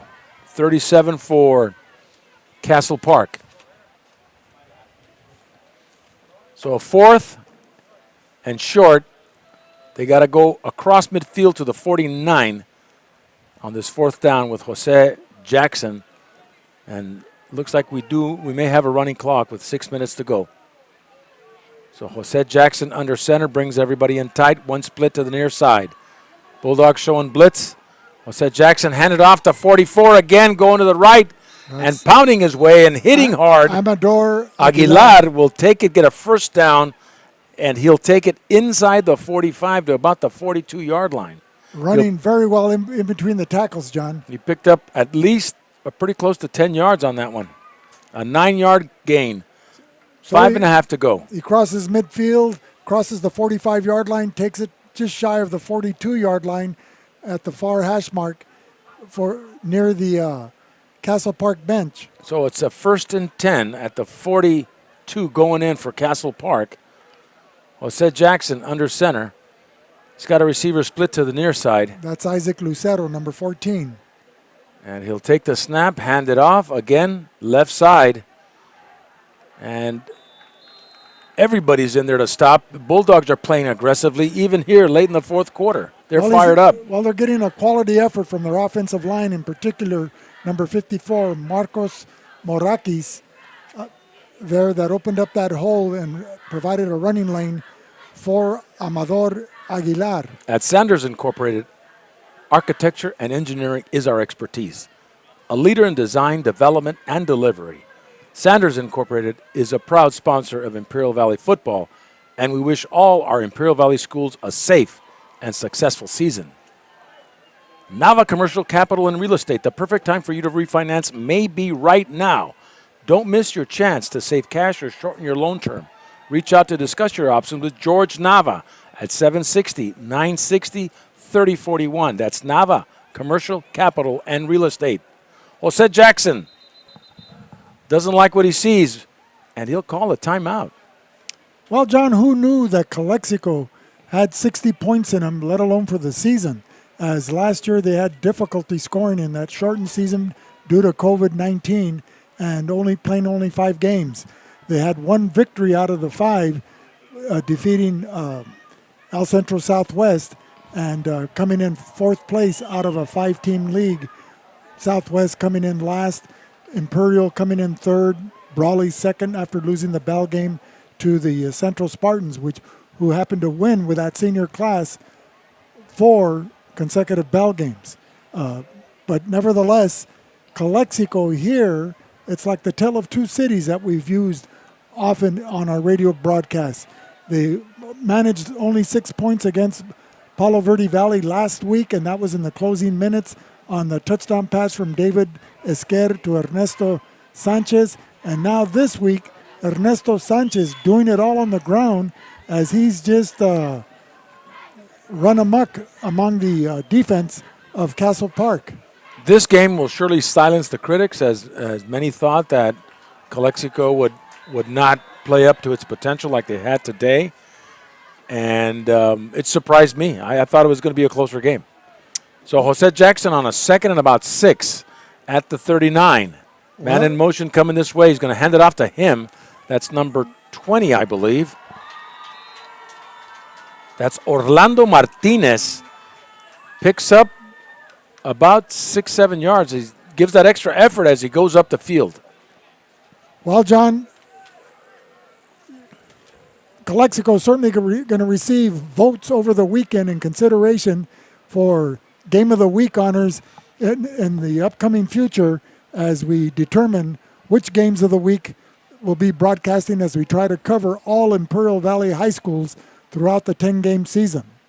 So what say you on that? Well, I think after tonight we saw an exceptional execution of the football here for Calexico, and see how they're going to be doing in the couple of weeks. And of course, that Vincent game at the end of the season, which is, of course, will be the battle for the border. But one game at a time, Vic. Bulldogs showing blitz. That's to me, Johnny. That's what I like to hear. And Jose Jackson decides to keep, rolls out to the right, turns it up the field, and runs out of bounds about the 25-yard line, 24-yard line. So he'll pick up a first down with about 2.5 minutes to go in this football game, down 60-6. Dippy Duck, IID's official safety mascot, has been teaching children water safety for more than 50 years. Recognizing the need to further educate youth in the Valley, he recently took on the challenge of promoting energy safety as well. Remember, please stay safe around the canals and lower your thermostat to 78 degrees. Johnny's Burritos is a family-run business established in 1963 by Johnny Palomino and his wife Ana Maria Palomino. An Imperial Valley tradition close to 60 years. Eat what you love. Johnny's Burritos, located in Brawley, El Centro, and Imperial, open Monday through Saturday. Johnny's Burritos. Try the machaca. We're just waiting for Johnny's Burritos to open up in Calexico. That's all we need, huh? Another handoff there. Number 22 goes on a sweep right. That's Santiago. Sergio Cobos. Sergio Cobos. So Sergio Cobos will pick up a good 8 or 9. I knew it started with an S. Maybe it's Sergio Santiago Cobos. And Havens and Sons Trucking is located at 603 East Main in El Centro, specializing in gravel, rock, and stone. And for all your landscaping materials, it's Havens Landscaping. Let us know what you need for your next project. Call us at 352-6735. Havens Landscaping, proud sponsor of VSN. If Castle Park is successful on this drive with 1:03 remaining in the fourth quarter, hopefully we'll get to see Cassandra Gomez on a place kick attempt. Second and short. Jose Jackson calling the signals. Castle Park dropping back, looking, short pass. Into the left flat, intended for number 14. Isaac Lucero goes incomplete. And the clock keeps ticking. And there may be one more play to go, Vic. And Fred Miramontes, Undersheriff, reminds you that you can start a neighborhood watch program in your rural area. The Sheriff's Department Crime Prevention Unit can assist you by meeting with you and your neighbors. Call 442-265-2000 for more information. Support your neighborhood watch volunteers. And they probably get this one more play off on a third and short. Bulldogs showing blitz. Jackson, long count. Dropping back, airing it out. 22 is open and caught. Touchdown, Castle Park. Sergio Cobos. No, they said he was out of bounds. Out of bounds, but he caught it, huh? He caught it anyway. An outstanding reception by Sergio Cobos. So Calexico surprising me, surprising you, and surprising the folks in the stands on an excellent display of football execution, Vic. Well, it was an outstanding game tonight on both sides of the ball for the Calexico Bulldogs, and a valiant effort by the Trojans of Castle Park, who journeyed east 150 miles from Chula Vista to take on the Calexico Bulldogs. And finally, we'd like to thank La Resaca and Sonora Fusion. La Resaca has the absolute best Mexican-style seafood, chabelas, and of course the best clamatos anywhere. You want to try the Sonora Fusion in El Centro for the best cuts of aged beef. La Resaca at 221 Campillo Street in Calexico, and in El Centro at 6th and Main. And Vic, we can put this one in the books. Bulldog Radio is no longer here, but VSN and Bulldog Media bring you action and a lot of great football around the Imperial Valley tonight. Well, this was our inaugural season, John, with VSN after spending 27 seasons on Bulldog Radio since 1994. And what a thrill it was to witness this type of game and to view it here at Willis Ward Field as the Calexico Bulldogs with a surprising 60-6 victory over a traditionally strong Castle Park football program. And I'm sure Paco Silva, the coach for Castle Park will get his team pointed in the right direction next week for the remainder of their season. They're picked to come in third in the always tough Metro South Bay League, but the Calexico Bulldogs may surprise people here in the Imperial Valley League after this convincing victory tonight. They showed dominance on the field tonight, Vic, and I just want to say that the dry spell isn't over yet. They just played their hearts out. They were fired up, and they really played like a team that's possessed, and they made sure that mistakes were minimized. And I always talked about the keys to games for Calexico last year, and always minimizing the mistakes. Tonight, they were minimal. Well, minimal penalties, minimal turnovers, what have you. And that's what you got to do to win football games. They were error-free, John, practically throughout the 4 quarters of play. I think they may have had only 1, if not 2 penalties here in the ball game. And the game was well played on both sides of the ball. It was more of a smash-mouth type of football. Jalen